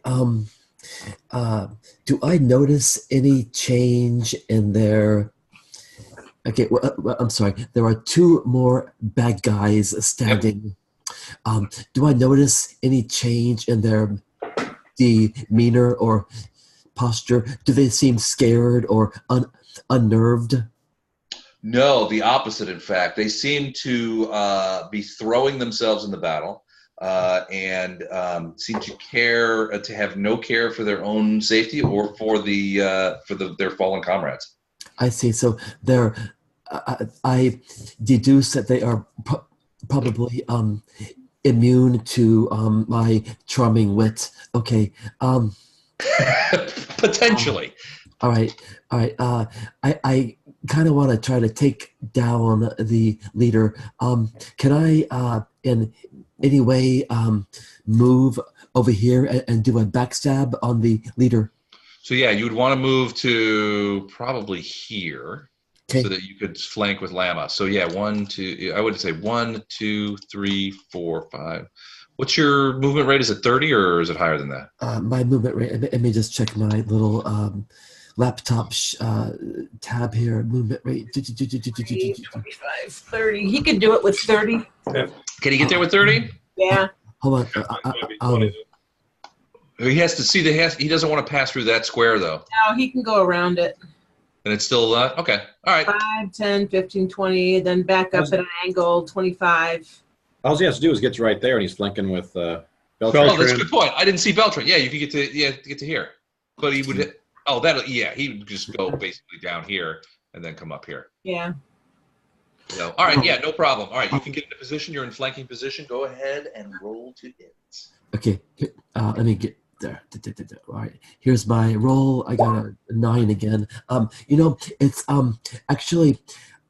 I got a fancy old heirloom sword, not necessarily from my family, but it's a +1, so I got a total of plus 9. So 18. That's plus gonna 2 miss. more for flanking. Oh, 2 more for flanking. So that's And 20. I'm singing really well. He's gonna be at 20. He's gonna be 1 short. No, but he's singing, so he gets 2. 22. You got it. So you do weapon. You hit him. So you backstabbed him. So you do weapon damage, which I think for this it should say it's D6. It's a short sword. Yeah. So D6 plus your strength bonus. Right. My strength. I'm not a very strong guy, so it says here. My strength is 10. Yeah, okay, you don't hear any +0. strength bonus. So basically, you do 3d6, 1d6 of weapon damage, and 2d6 of sneak attack damage. Okay. For the backstab. All right, now I got a +1 sword. Does that count? That adds 1 to it, so 3d6 plus 1. Yeah, 3d6 does the plus singing 1. get 2 damage also? That's a Phineas question. I'm sorry, repeat. Singing add damage also? +2 on both hit and damage, right? Yeah. Yeah. Okay, so 3d6 plus 3. Okay. And damage. Yep. So I hit him with my short sword. Is that D4 or D6? D6. 3d6 plus 3 is your total damage. 1d6 for the weapon. 1d6 plus 3 for the weapon. Gotcha. Actually, wait, you're a halfling? Technically, you're a small guy, so it's D4. It's 1d4 for the sword. Gotcha. Oh, is it? Yep. Gotcha. Because he's Okay. small. Hobbit. All right. So d4 plus 3. Okay. +3 or ×3? It's D Plus 3. Plus 3. D4 plus 3, and then do a 2d6 afterwards. Then 2d6 of sneak attack damage. Okay, I'm not quite sure how to do that in this roll 20 thing here. All right, you got the roller up? I do. Click on the Okay, die. so you pick the first thing under advanced roll is the number of dice.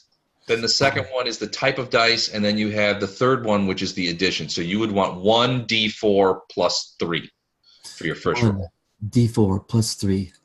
1d4 plus 3. Yep. There you go. So 6 points of purely weapon damage. Okay. And then the next roll, I always use advanced roll, so it would be 2 rolls, d6 plus 0. So 2 rolls, d6 plus 0. Yep. Rolling now. Ooh, 9 points of damage. So not a huge, not a super strike, but he only had 4 hit points, so he goes down. Fiat gets his first kill. Yay! And it's the leader. Good job, Fiat. Nicely done. All right, so there's only one left. He's at the top. He's fighting Nolan. And he's going to try and stab him with that spear. 20?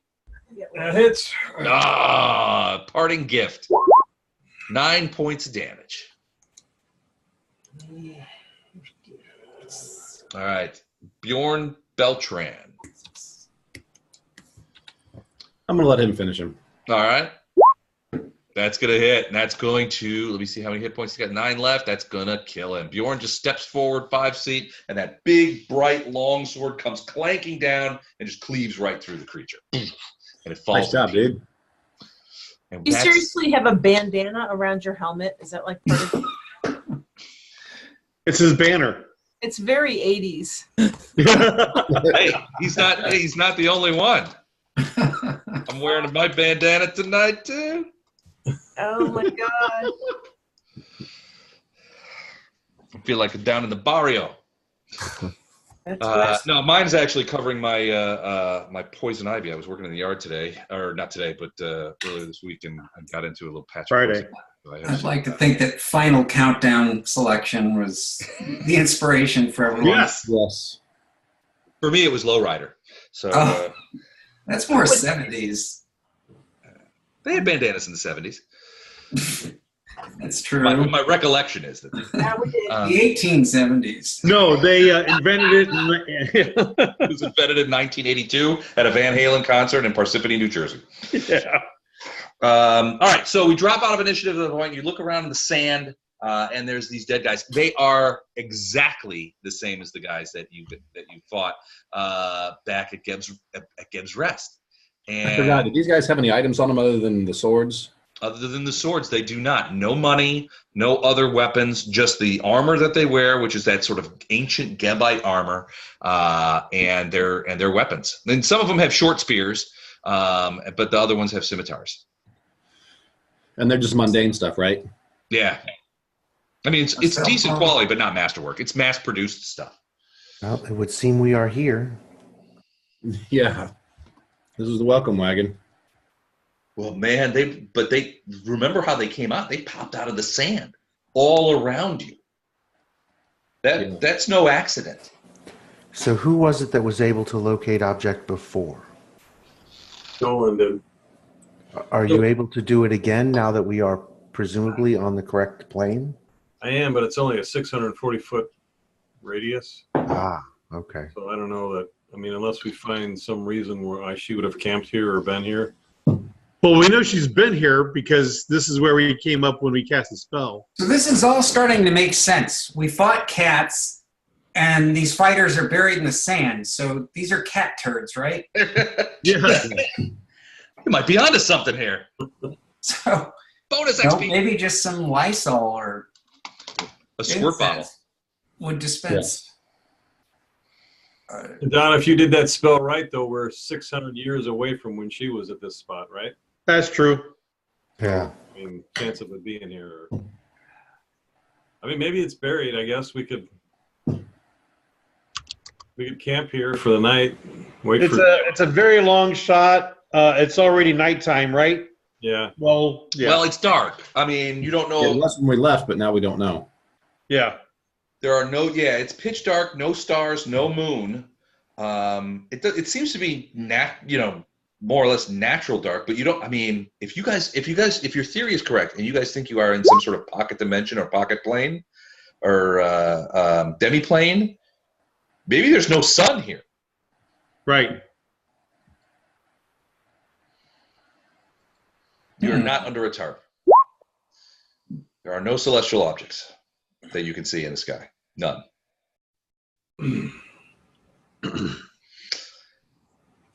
So can anyone cast light? It's already you already have a, actually. I forgot about it, but I can cast light as well. So It's an elf we can trait. light this whole area. Are we going to have an issue with getting divine spells here? Is there a possibility? Or We're gonna find out.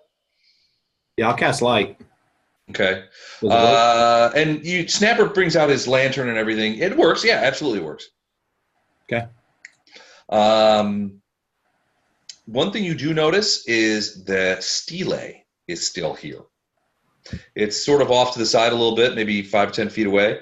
But the stele that you did the spell on is sitting in the sand. It looks much less worse for wear. It is not like it looks new. It's not worn in any way, like weathered or anything, like the one that you came from was. It's because it is new and we're 800 years ago.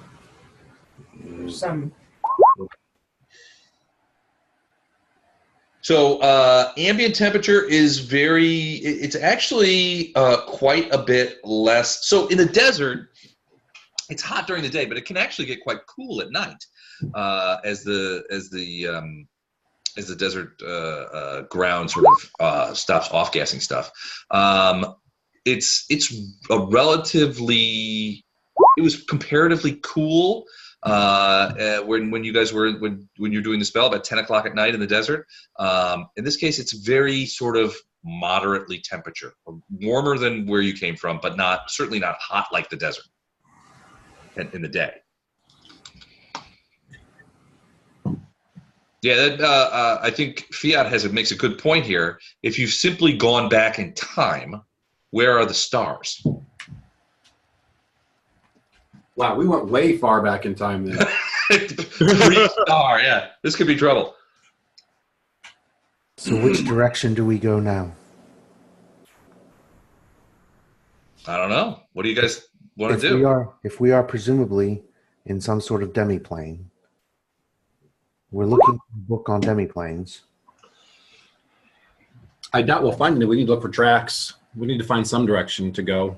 and we got a big light, somebody's just going to come to us shortly. Yeah. Possibly. Well, it sounds like they were waiting for you. Or those guys were guarding either the guy. So they were guarding the. Part about this is that these guys were waiting for you.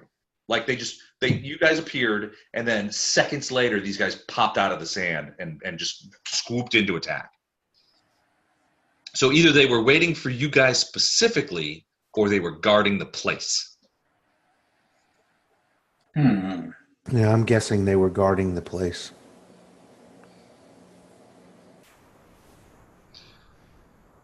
Could be.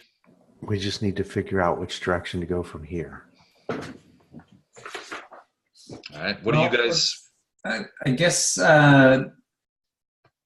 maybe a knowledge check on local or history. Anybody do tracking? I could do a knowledge local. Survival is the tracking skill. Well, no, I think you actually have to be a ranger to track properly. I don't think just having the survival skill works, but I'll look that up. Survival skills for tracking for anyone to do it, but rangers have additional abilities and stuff. They have it better? Okay. They get pluses, bonuses. Common uses, find and follow tracks. Okay, yeah, you guys can a survival check. You can look and see if you can find tracks.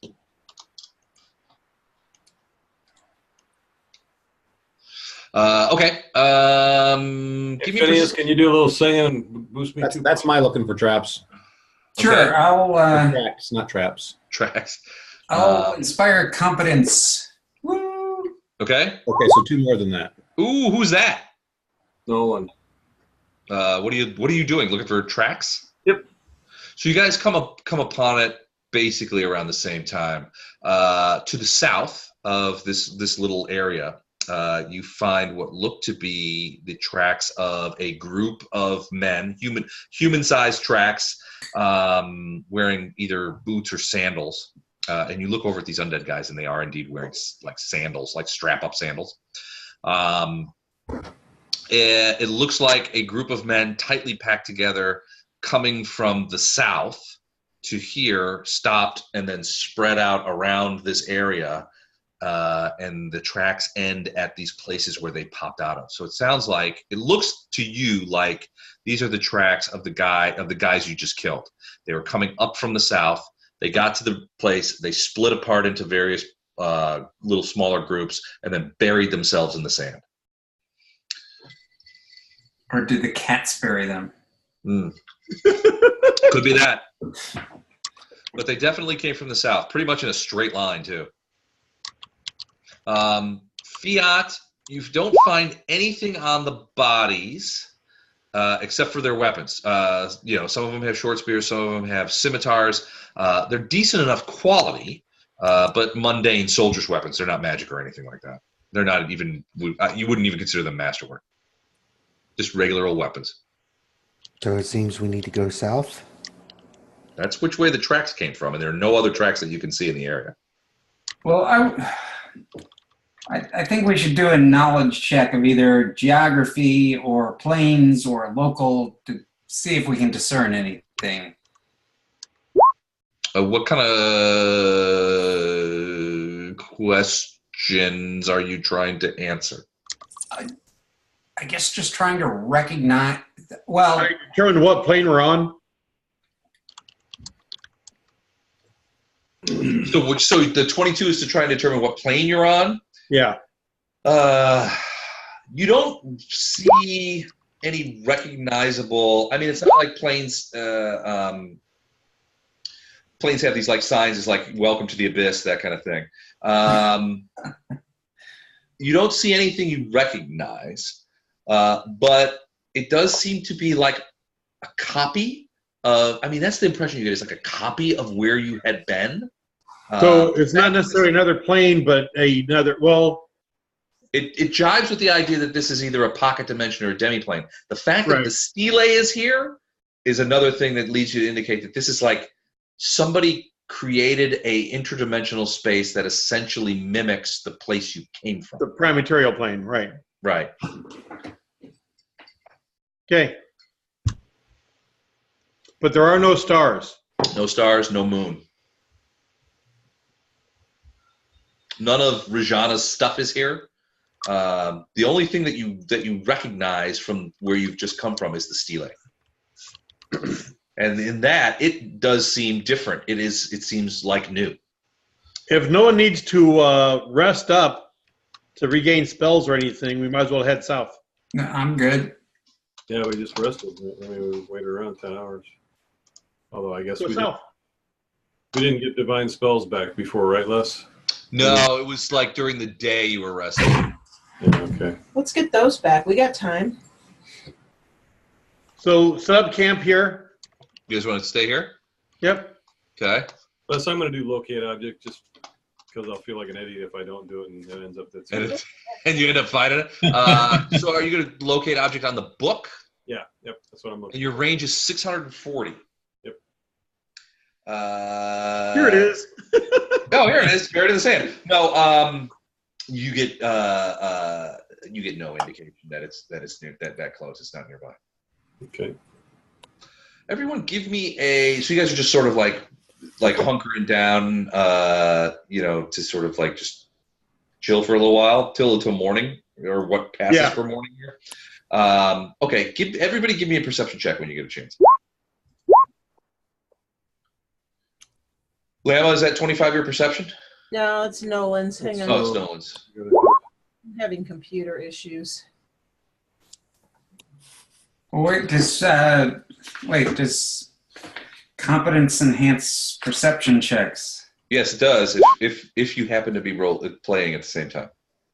Do you want to go ahead and do that before you guys do? Well, I'm just saying for everybody doing perception checks. Yeah, He we're already helping. asked him to sing. Nolan already Well, asked. yeah, I mean, we're camping now, though, right? It's Oh. been a while, hasn't it, Les? Yeah, it's been a while. Well, but I also just like I've Well, you got can't- the lingering performance. You can't sing all night. Oh, it's been like a while, several months. Oh, okay, got it. All right. So Fiat got a 25, and Nolan got a 25. Phineas got a 13. The Fiat and Nolan, you guys happen to be sitting next to each other as you guys are sort of like chilling out. And, you're sitting on the north side facing south. And as everybody's kind of like, there's a moment where sort of the lights are sort of hidden from view and sort of shaded for whatever reason. It's just a moment. And you're looking off into the distance to the south, and you see what looks like over like the sand dune. You see what looks like. At first, you're like, "What?" It looks like some sort of like bluish glow. It's not like the purplish glow that the stele gave off back at Rijanna's camp. It's different. It's like a bluish, almost aquamarine color glow that seems to be emanating upward on the other side of the dune, which is about, I don't know, 300 or 400 meters away. Then the lights turn back, and you're like, "Did we even see that?" But Fiat, you go to Nolan. Like, "Did you see that?" And Nolan's like, "I think I did." So you guys stand up and you kind of walk out of the light, sort of, so the lights are behind you so you can see clearer. And yeah, I mean, you both seem to agree that you do see some sort of bluish glow off in the distance, sort of behind, sort of emanating up from behind a large sand dune, which is kind of off in the distance. Maybe 400 meters away.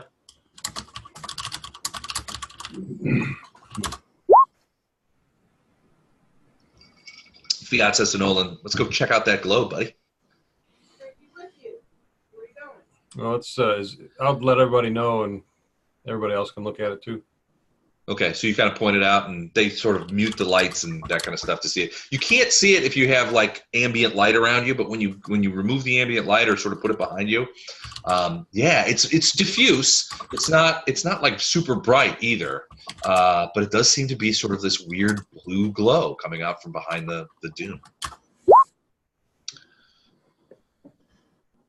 Maybe I could hide in shadows and use stealth and do a quick scout.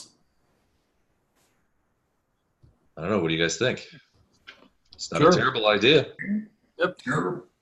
Sounds good. All right. What's your stealth score? Your stealth bonus. It'll be in your skills again. My stealth score is staggering.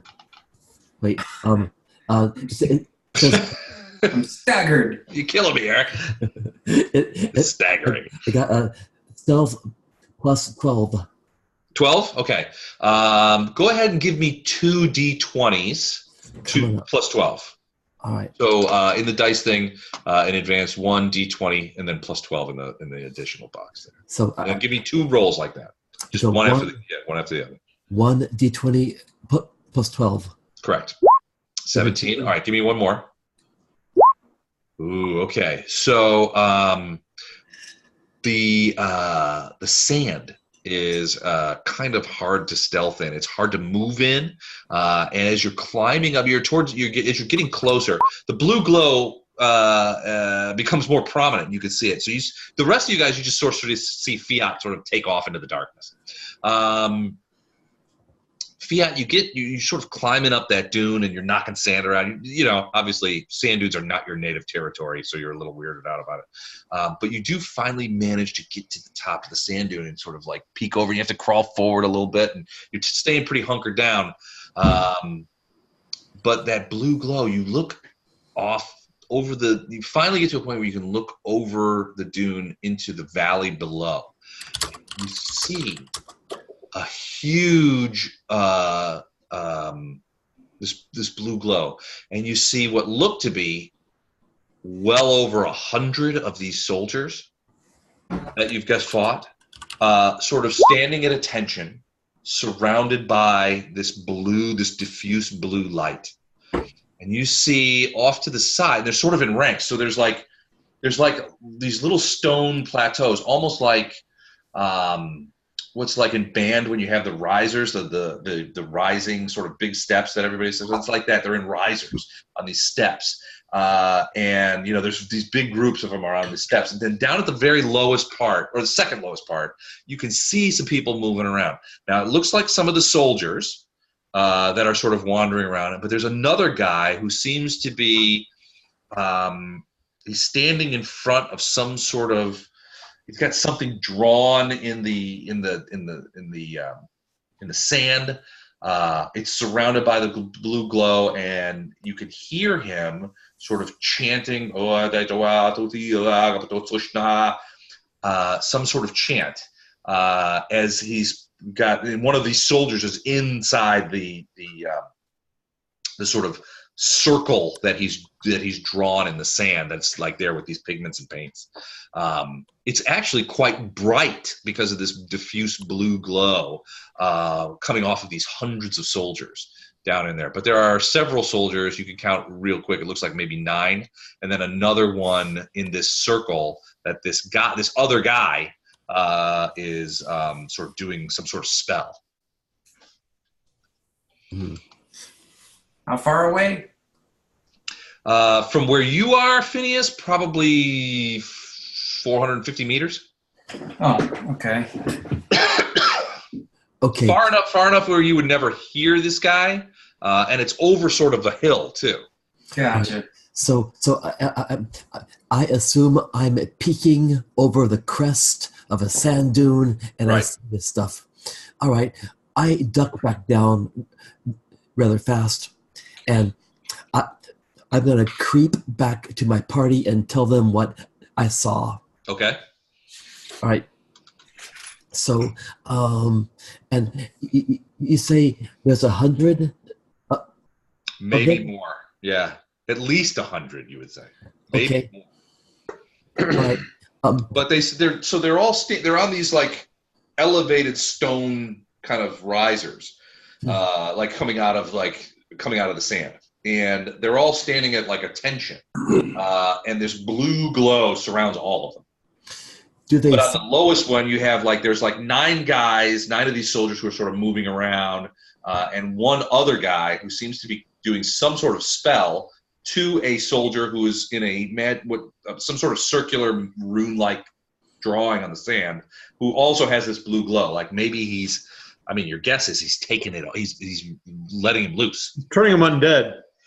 Yeah. Well, or stripping the blue glow. The guys that you saw, Fiat, the blue glow guys, they were just standing there, sort of like almost in stasis. They're in stasis. So magic guy, he's waking up the guys who are in stasis. That was your impression. All right, then. I bet we don't want 100 of these guys following us. So. Since 8 of them were pretty nasty, yeah, I agree with that. Is there a way that we can maybe creep up and take out the magic guy? Fireball's a really long-range spell. Does anybody have a fireball handy? I'm fresh out, but... Oh, damn. All right. Lightning bolt. Harsh language. I don't know. You guys talk about it. Fireball on it? Give me just a second. You guys go ahead and tap tactics. I'll be right back.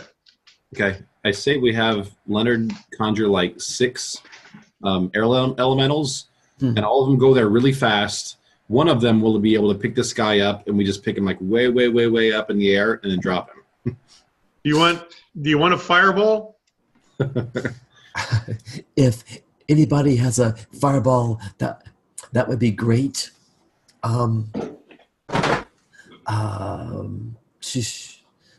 Okay. I don't know if that'll kill him. It should disrupt whatever he's doing. Well, I bet he won't like it. We might need to follow that up with an attack, though, right? Well, I got a sling and a bunch of sling stones, and that's not going to have the range. I'm a hobbit. Those of us with longbows would probably be able to get a shot in from 100 yards away, be at a slight penalty. Yeah. Well, if somebody can toss a fireball there, and then we follow up with missiles, that will at least slow them down. All right, what's the plan? You guys figured out how you're going to mess this up? All the +5 Holy Avengers. Les? You guys have been playing with me a long time. Have I ever, in the last 7 to 9 years, handed out a +5 Holy Avenger to anyone? All it takes is one. The odds are getting better and better all the time. I've only had 2 drinks. It's not going to happen. We're due. Les? Leonard casts Fireball. So wait, are you guys going to creep up there? Nope. You're just casting Fireball directly on your location? Just not on my location. I have a range of 640 feet. This is farther than that. How far is this? We said that these guys were over a dune 400 meters away. Okay, let's all go real slow up to that dune. And, okay, just go slow. Don't let your armor clink. And, oh, sorry. Great. We're going to take on 100 guys. We probably ought to rest first. Yeah, I think we might need some Get swell. See if we get. Here's the thing: if we think he's trying to awake these guys, then they're not awoken yet. If he does do it, then we're kind of hosed. There's 9 of them moving around. The hundreds are in stasis. I think we have a time limit. If we rest now, we fight hundreds. If we strike now, we fight 10. Which these 8 were pretty rough, but the reason they were rough is because they were on us without us being able to form a line or prepare it all. I think we'll be much better off to fight the 9 plus the mage guy, since we can prepare on the way there and attack from a distance. I would love to hit these guys with a surprise fireball. I can turn anybody invisible. Don't we think the 9 are going to wake up the 100 as their first move? No, I think that the priest or mage or whoever they have doing the blue glow thing, he's the one that's animating them. So you said he was 100 meters away? No, he's down in the so imagine, so where you guys are now, it's 400 meters to the big dune. You get up on the top of the dune, it's about 50 meters down into the valley beyond the dune, which is where these guys are set up. Now they're set up in ridges. You were looking at it essentially from a side view, so it was like ridge, and then guys down and thing, and it's sort of stair step down. So, but you were coming at it from sort of a side view rather than looking at stairs going up. You were looking at stairs sort of going sideways. Yeah, okay. The top 2 ridges were filled with these guys, which are potentially in stasis. At least 100, maybe more than 100. Down on the very lowest step was 9. Fiat counted 9 of these soldiers, very much like the soldiers you just fought, and then another guy dressed completely differently, who was doing some sort of ritual or spell on another soldier that was in sort of a magic circle, but also was glowing blue. He was not moving. So right. Yeah, so he may have been releasing him, but give me a knowledge arcana, Leonard. Who? Leonard. 21. You're guessing that somehow, based on what Fiat has described to you, you're guessing that this guy, whoever he is releasing these guys from stasis, but hasn't, but that it could be. He's only starting to. Yeah, well, or it's a lengthy process. Right. Well, let's get up there, and all I need to do is get within 200 yards. Okay. So 2 football fields away. Remember, he's in a valley, so you have to have line of sight on him. Okay, so we want to get to the top of that ridge. Yeah. I can make anyone invisible who thinks they can assassinate the cleric. Hey Don, Yes. how many air elementals can you do? I can create 1 to 3. I was going to say that would be multiple chances to try your Leonard move. Right? Is that what it's called now? Oh yeah. Yes, it is. Yes. It's Leonard, always yeah. Leonard move. Most definitely. Leonard. Classic Leonard. Because yeah, I say we get there, hit him with every spell arrow we've got, see if we can drop him. If we can't, the air elementals are a backup. Because like I said, all it takes is one of them to succeed, and then boom, he just starts shooting up in the air as far as we can take him before we drop him. So if we all get up there and then I cast Fireball to damage as many as I can, you guys start doing ranged attacks while I cast Summon. Right. And we've got the fighters up front because the 9 that he's already woken up are going to come towards us. Right. We kind of use them as a front line, and we shoot them or him as they're approaching. And then, of course, once they get there, then we deal with them. One thing, so Beltran, one thing you would have noticed in your battles with these undead Gebite warriors is that They're none smart. of them had, well, they're smart and they follow orders well, but none of them had any ranged weapons. Right. So we could be picking at them as they're on their way towards us. Hounds to the hunters.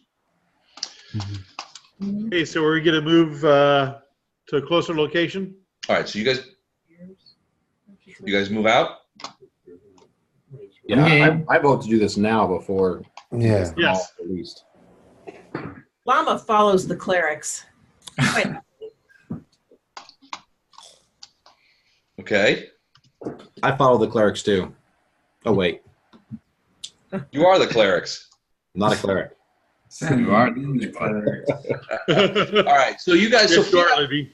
Fiat leads you guys and says, "This, follow me. This is where I saw these guys." He basically retraces his steps across the 400 meters of desert to the dune. You guys clamber up the dune and get to the ridge, and you guys kind of like actually go prone and kind of scooch forward, and you get to the edge, and this is what you see. Ah! Shit. Not So cool. you guys are sort of about right here. Can you see that? No, Right about here. let me zoom way out. cool. Where'd you say we are? Sort of Oh. northeast corner. Yeah, right in there. It's Edge of about, Canyon. you're about 40 meters from them, but you can see the 3 ridges where these guys are. And you can see those top 2 ridges are just completely filled with these soldiers. They're all dressed in the same manner as those guys and the guys you've already fought. But they're just standing stock still, kind of like, in stasis. Then down here, you can see there are 9 of those guys. These guys seem to be looking towards you, but they're not really looking towards you. They're just sort of looking in that direction. They're just standing there. These other 4 guys seem to be sort of standing near the guy who's doing the spell. This guy in particular, the guy standing right next to him, is sort of like helping him a little bit. Like every once in a while he'll say, "Oh, hand me that," and he'll reach over into like a little place in the sand and pick up something and hand it to them, and the guy will hold it up, and it's some sort of ritual he's doing. But that's what you see. So you guys are about from this spot. I'm gonna hold on a second. Draw right here from this line right here, the purple line. You guys are about 40 meters due north. Does anybody have the ability to cast mute or something that would mute a spellcaster? Well, yeah, but I have to be close. Like Les, 30 feet. Yeah. I'm going to center it right there. Actually, I can silence, and I can do it from. Actually, any of the clerics can silence, and we can do it from quite the range. That might be helpful. What is the 20-foot radius. 20 foot? I think the Yep. fire will stop him from talking for a little bit anyway. So wait, so you want to put it, I'm thinking right about there? No, down, What? down. Okay. See where I'm pinging? So like right about then, like right like there? Hold See where on. I'm pinging? Okay, hold on, like there? I want the center where I am pinging. Okay, so like there? Wow. Wow. I don't think Les likes this idea. Les hates this idea. I do hate this idea. Wait. Hold on. Oh, wait. Okay, so wait. Does nobody have a fireball? Oh, that's what he's doing. So Leonard is preparing a fireball. Oh, all Now right, I want to cool. cast some buffs before he actually casts that spell, and all of us All should right. cast buffs before he casts that spell. All right. So what buffs do you want to cast? We need at least 3 people for a front line. 2 of them are natural. Who wants to volunteer to be the 3rd front line person? Nolan can. He's got a range spear. And what's your AC normally? 17, I think. Ooh. Not that good. Mine's only 19 if I rage. So wait, are you guys dividing up into archers and We're just gonna have 3 front line, and then our casters and archers behind. Bjorn's like, ha ha! Finally, my time to shine. So All of you all can suck it. yeah.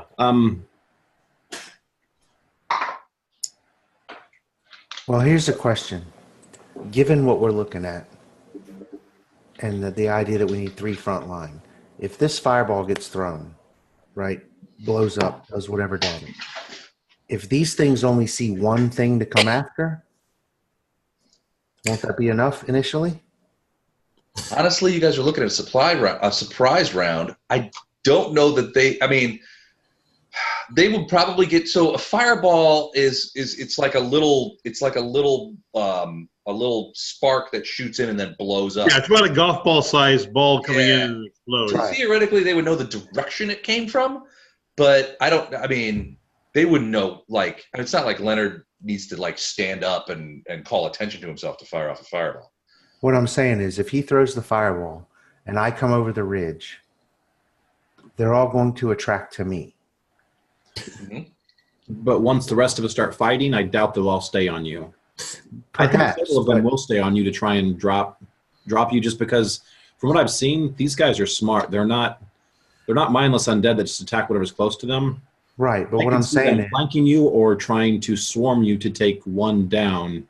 right. Rather than But doing what I'm that. saying, I think once the rest of us start doing damage to them, I think they won't all stay on you. what I'm saying is if I go out first and then our other fighters come in a secondary Llama. tier, well, yeah, because Llama is going to kill everything she hits. She just about kills. Yeah, she's good. I mean, But once they get to you two, if they see us archers and casters doing stuff, if they break off, there's no other front line, and they can get right to us. And well, what I'm saying is I'll be the front line. Let the other 2 fighters or the people who can do it stand in front of the archers. You guys are going to be picking them off as they're coming. Because this isn't a short distance. They're going to have to spend some movement, right? Yeah, I mean, you guys are 40 meters, 120 feet north of the purple line. What's your armor class? Mine? Yeah. 28. What? It's 28. His plan is making more sense. I knew exactly where this plan was coming from. I'm the tank. That's his job. I don't do near as much damage as Llama does. God bless her, but I am the tank. Also, I'm ready to hop up just as the fireball goes and say, "Hey, turkeys, come and get me." We got a ballsy little Les, Yep. Yes, Fiat. Say they what roll you want, damage. but stay I see it. behind. I think so. I assume Phineas is going to sing for us. Sure. One of the clerics needs to do bless. Well, so Phineas, wait, before that, I mean... Well, we're not doing this yet. I'm just planning what we're going to do before this fireball goes off. Phineas's bonuses for his songs are only remain attached as long as he's within proximity where you can still hear him. Right. So if you guys charge down there... No, we're Oh, not. well, okay, we're well- not going to charge. If Bjorn charges down there, he's not going to get the bonuses of if Phineas is still up on the dune. I'm not going to charge either. I'm going to just to. He's standing up and making himself known. He's going to make 30 or 40 feet in front of us. I'm going to present myself as a target. Okay. And he's let just them going to be come the first to me. target. Okay. So I'll still be within range of the singing and the bless and all the rest of it. Well, the bless is just you have to be within 50 feet when it's cast, and then after that it sticks with you. Right. But that's what I'm saying. Do the prep work, right? The bless, the whatever. Right. So who's going to do bless? Throw the fireball. I step forward. They all come at me, which is going to take them probably more than a round to get there. Right. Meanwhile, we have archers and whatever else going on. Right. Shooting at them as they head towards you. Right. I just want to attract their attention. Or shooting at the mage guy. Okay, I'm back from a short nap here. Where are our guys and what happened here? All right. Good, can't bless. There's too much. Just That's what I was going to do, but then I saw my whole screen is filled with the enemy, so I'm like, what? cast bless. That's your job. As soon as there you go. Right before we start. They're all in stasis. Bless or prayer. Doug. Prayer would be okay. preferable. They're all in stasis. Yes, we need one of the clerics to do bless, one of them to do prayer. I'm going to cast Shield of Faith on Llama, which gives her 3 to AC. Ooh, nice. Okay. Thank you. And then, so between Nolan and oh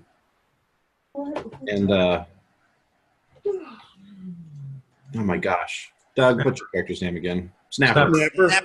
Snapper. Between you two, can you guys, one of you do bless, one of you do prayer? Yeah. What level is prayer? 3. Third. Yeah, I can do both of them. It's fine. Well, if you do one, what do you guys do the other? I'm going to cast the defensive buff on Llama, and actually I can put the defensive buff on a couple people.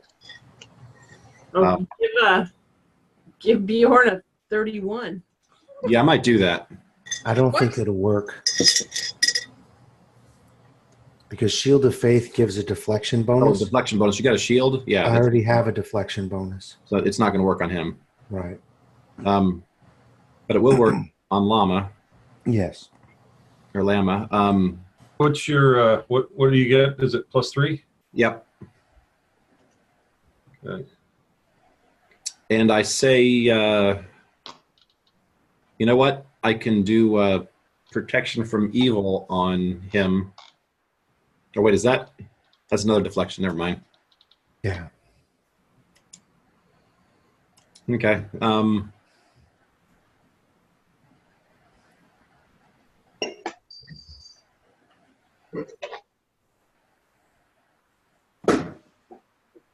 Yeah, I say we do just those spells to buff, and the rest of us concentrate on that mage guy until the battles join full force, and then we'll figure out from there. Okay. I'll save my spells for heals. Does that circle of silence, he can step out of it and be free of it, right? Once we cast it, it depends on where we cast it. If it's on a stationary object, then yes, he can step out of it. Can we cast it on his shoe? We can cast it on him, but he gets a reflex, or not a reflex, but a save to avoid it. And it looks like he misses a save, then yes, it will stay with him no matter where he goes. yeah, but it also looks like there's a circle of magic in the area that he's using. If you cast it so that it encompasses that, whether or not he can speak, which will be bad because he can cast spells. That red circle is my fireball. Right, Yeah. but the little blue one with the runes around it, that's where he's animating these soldiers. Right. So if you silence that, he might be able to step out of it and speak, but he won't be able to continue animating soldiers. Right. Which that's actually, yeah, I would say I can cast silence. I don't know if anybody else wants to, but I can do that. But it only lasts for rounds, so I wouldn't want to do that until combat starts. Right. I don't know if you can cover all those. I guess you really don't care about the live dudes. I'm the one moving the circle. I don't know if that's good juju, but that's what I was doing. So you're saying like put it there? Well, no, that's the fireball. That's the fireball. I know. Oh, I'm sorry. Is it the same rating? Fireball goes up there to get everybody. Yeah, that's right. The center of fireball should be right there. Yeah, you're right. I'm sorry. I thought I was moving the silence. Yeah, Wait, you want me to move it? Nope. No, it's good. As sure? far as It's okay, silence, Les. Thanks for the help. if we cover the area that he's using, that whatever that little magic runed circle is, Yeah, that makes sense. Okay. with silence, then that should inhibit his ability to animate any more of these things. Then I will cast silence just on that piece of ground right there as my first spell or my first action. Unless one of the other clerics want to do it so I can shoot. All right, so you will get it. You guys will get a surprise round. So each of us gets one action for free before we go into initiative. Right. Silence is a second level? Yes. Okay, I'll cast silence. Okay. Now you're casting it on a location. Yes. Okay. Show Right me there. where. Hit it again. Okay. I'm gonna Right put there. it. I'm gonna put a little marker there. Actually, you want to put a second circle because this fireball circle is going to go away. Actually, you can go ahead and move the fireball circle there. You already know with this fireball, it's going to hit everybody. Is the silence 20 foot too? Yeah. All right. So I'm gonna do it in a different color, just because I Yeah. want to. Stop moving my circle. Put that back, I didn't move it. I did. I didn't touch it this time. dude. All right. So that's Here, where you're doing. I'm moving it. Okay. So that's where the silence is going to be. This is where I want the silence right here. Okay. All right. Cool. All right. We'll leave it there. Okay. So let me make sure I get this. So let's roll for initiative, so I have a linear kind of path here. And then I'll roll my guys separately. Actually, I won't roll my guys separately. Nice job, Chuck. Oh, good God. The hell? You know, I have protection from evil for the communal. That wouldn't be bad for all of us to have. Well, I'll hit bless first, but then That can be your first spell. As you know, or actually, how long does that last? I think 6 minutes. 6 minutes. Okay, I would just make that right before we do everything. So you can make that just one of our buffs. Bless you. Okay. Thank you. So everybody just make It's better than bless. just to make sure everyone has prayer, bless, and now protection from evil before any of this stuff starts. Is there also a song going? And there's also a song that's going to be going. A song you said? A song. Which song? Inspire Courage? Inspire courage, I would think. Yes. Which one is the 18? Lama or Nolan? Nolan.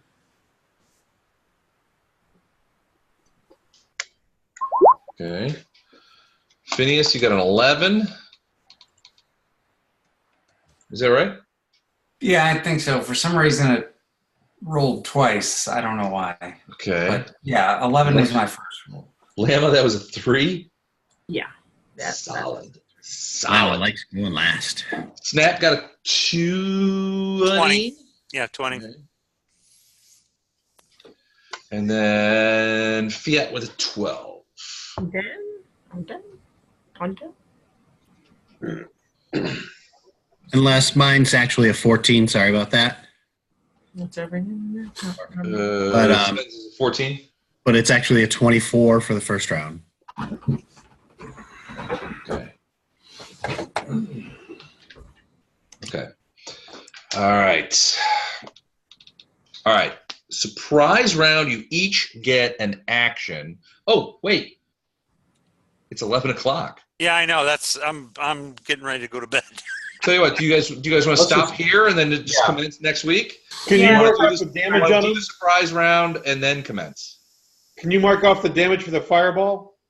Let's tell you what, we got 3 minutes. Let's do the surprise round. Everybody gets a surprise action. Let's do that, and then we'll stop. Because I really want to maintain my 28 damage. Bjorn, what do you do as your part of your surprise round? You get one action. Well, the idea was to wait until the fireball hit and then step out and All right. So be the target. So okay, let's do the fireball. As far as the surprise round concerned, I shouldn't lose my initiative, right? No, you won't. Because I have a 28.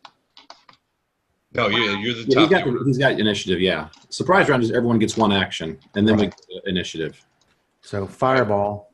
All right. What's the DC on the fireball? 17. 17. Okay. First things first. All right, and then.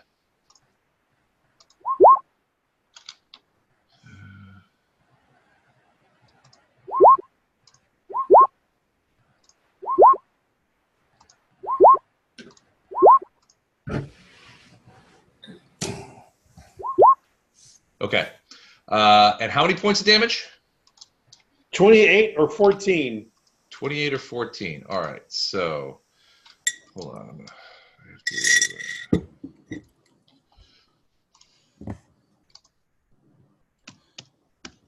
Let me check those guys.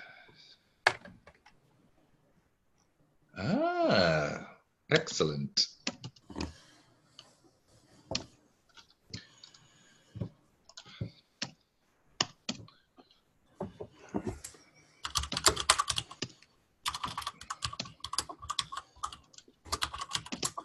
All right, let me. It's going to take me just a couple of seconds here. Yep.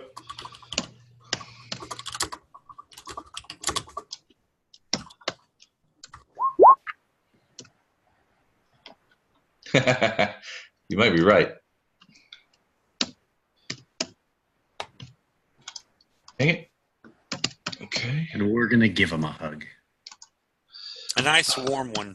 I've got good diplomacy skills, which includes hugging and back rubs, but not the creepy kind. Ew. Is there a not creepy kind? There's definitely a creepy kind, so there has to be a not the creepy kind. Leonard, give me a perception check. Who? Leonard.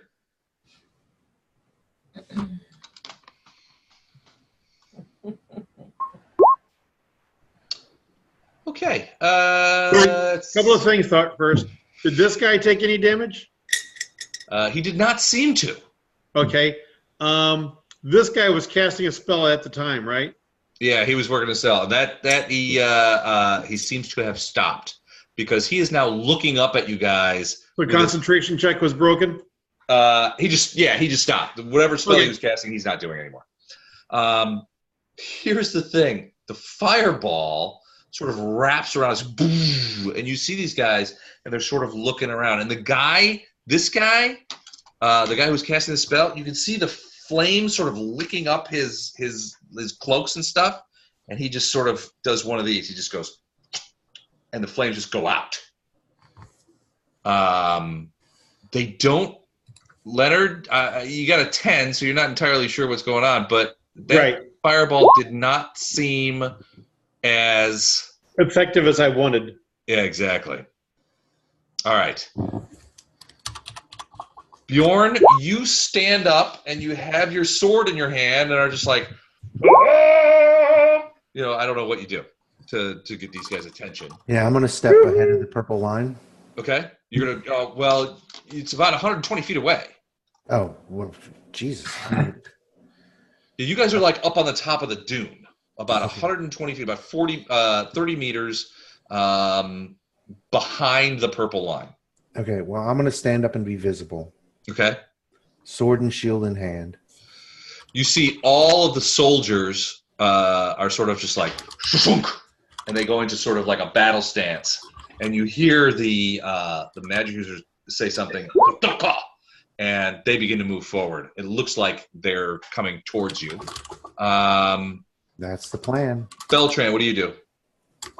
You want to change the color of the fireball, and then that's going to be my silence. Okay. Well, we'll just keep it red. It's all right. Okay. So that's silence. So silence is right here. Okay. So you cast silence, and then you hear the guy say those commands. right? So you cast silence, and I mean, you've got no indication from a spellcaster perspective that it didn't work, but you can hear him giving commands to the soldiers. When they see Bjorn, he says, "Doka, dash, dako," and they all just like, and you know, you can hear him. I'm telling this dude's tough. He blew through my silence. Snapper, what are you doing? Okay, well, just to make sure we've had the chance to do all our buffs. Yes. Yeah. Phineas, did you say you could do something different than silence, like mute or something?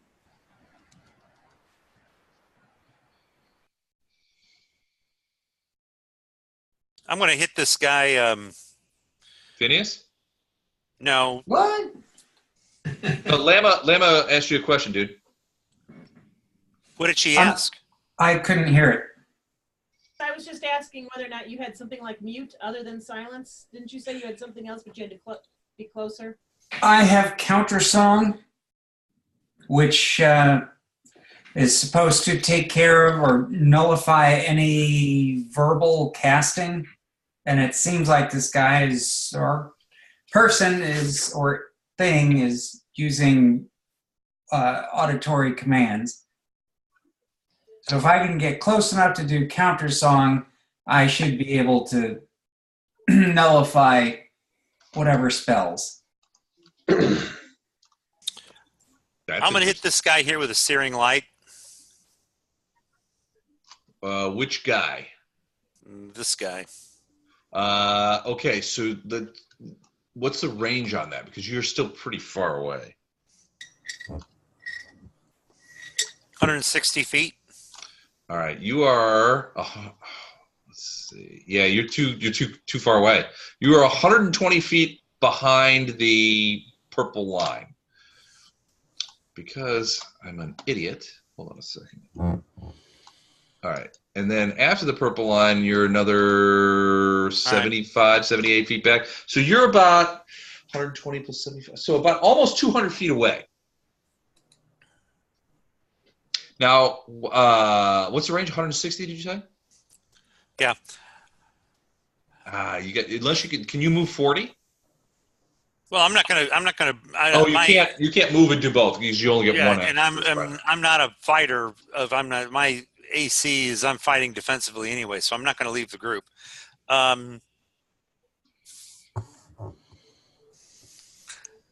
Does anyone know off the top of your head what happens with hide from undead? I've never used that, but I've got it.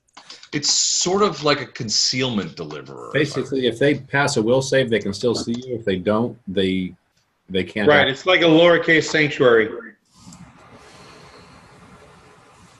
Yeah, undead cannot see, hear, or smell creatures warded by this spell. Blind sense, blind sight, scent, and tremor sense don't work either. Non-intelligent undead are automatically affected. Intelligent undead get a single will save. If it fails, they can't see it. Well, these guys got all kinds of intelligence, at least. Yeah. Yeah, they'll get will saves. These guys would. Okay, well, I've done everything. I'm going to prepare an action.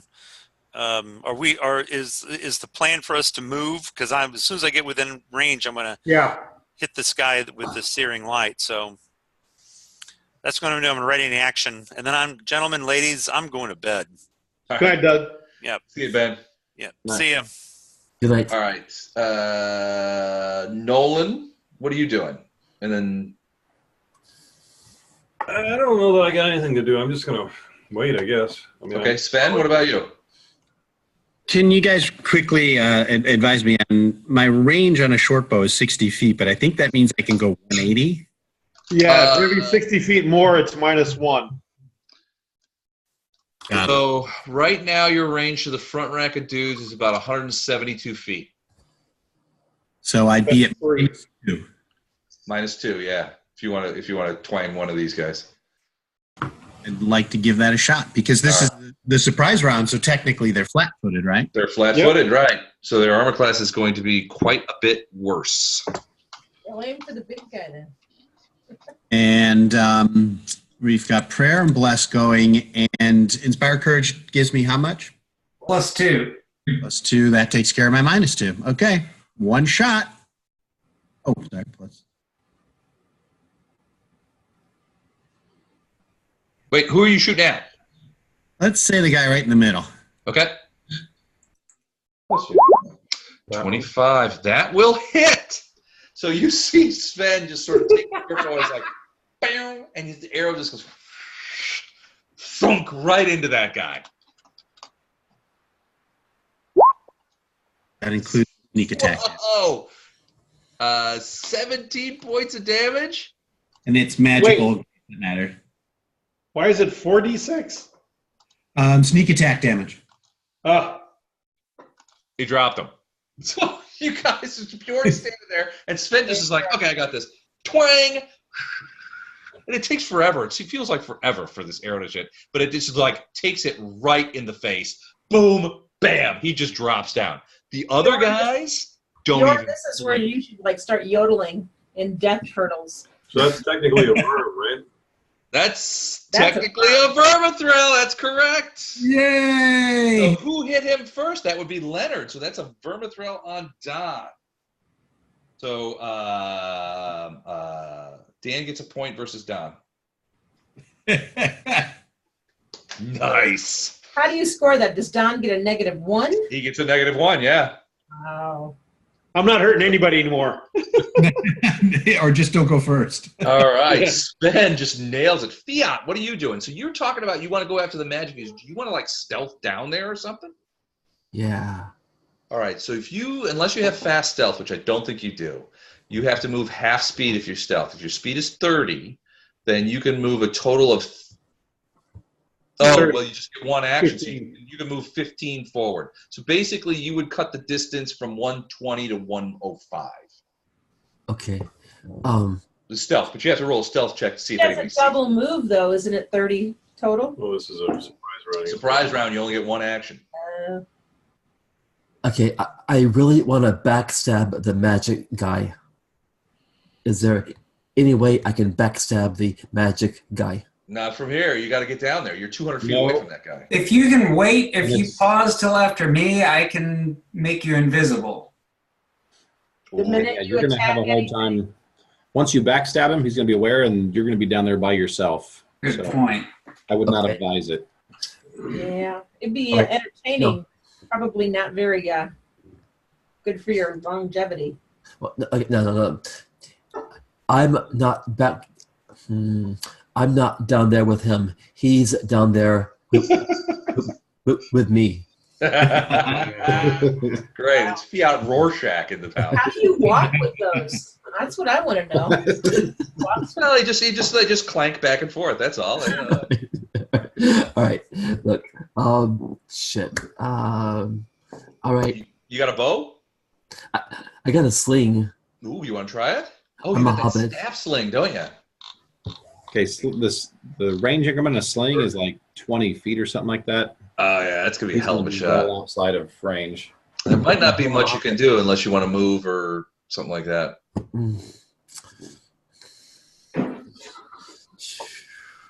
You know, I think if we're done throwing fireballs, I want to go down there. All right. So you're going to stealth down there, or are you going to just run down there? Stealth. Okay. So you move 15 feet forward. So you are at range 105, and I'm going to mark that down because otherwise I'll forget crap out of that. Leonard, you've already done what you're going to do. Yes. Phineas. And then Lama.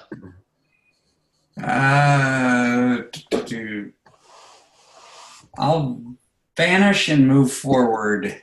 All right. So you're vanishing. Yep. All right, so vanish. You only get one action, so vanish will take that up. But I'm going to mark that so that that we remember that you are vanished. So you can vanish, but you can't move forward. You can just—it's like boop. Oh, okay. And I'm marking you so that we remember that you have vanished. Lem's gonna walk up to Sven and pat him on the back and go, "Way to go, man! That was awesome." I can't believe he got that guy. He's only like two hit points over, but it's still that was a hell of a shot. He's getting bonus XP for that shot. I missed every other shot today. At least you should make one. You should make one. Well, that was a hell of a shot. All right, so Lama is the bottom of the order. We will start next Sunday night, right here where we stopped, in proper initiative, and we will see how this goes. Especially since you guys can see that the stasis seems to be flickering. No, I'm kidding. Can I do one more? Yeah, what are you gonna do, Bjorn? I'm going to adjust my headband and start singing "Let's Get Physical." I like it a lot. All right, so leggings on now also. Perfect. All right, sounds good. And I will see you all again next Sunday. Good night, everybody. Good night. Thank you, everyone. Good night, guys. Good night. Thanks.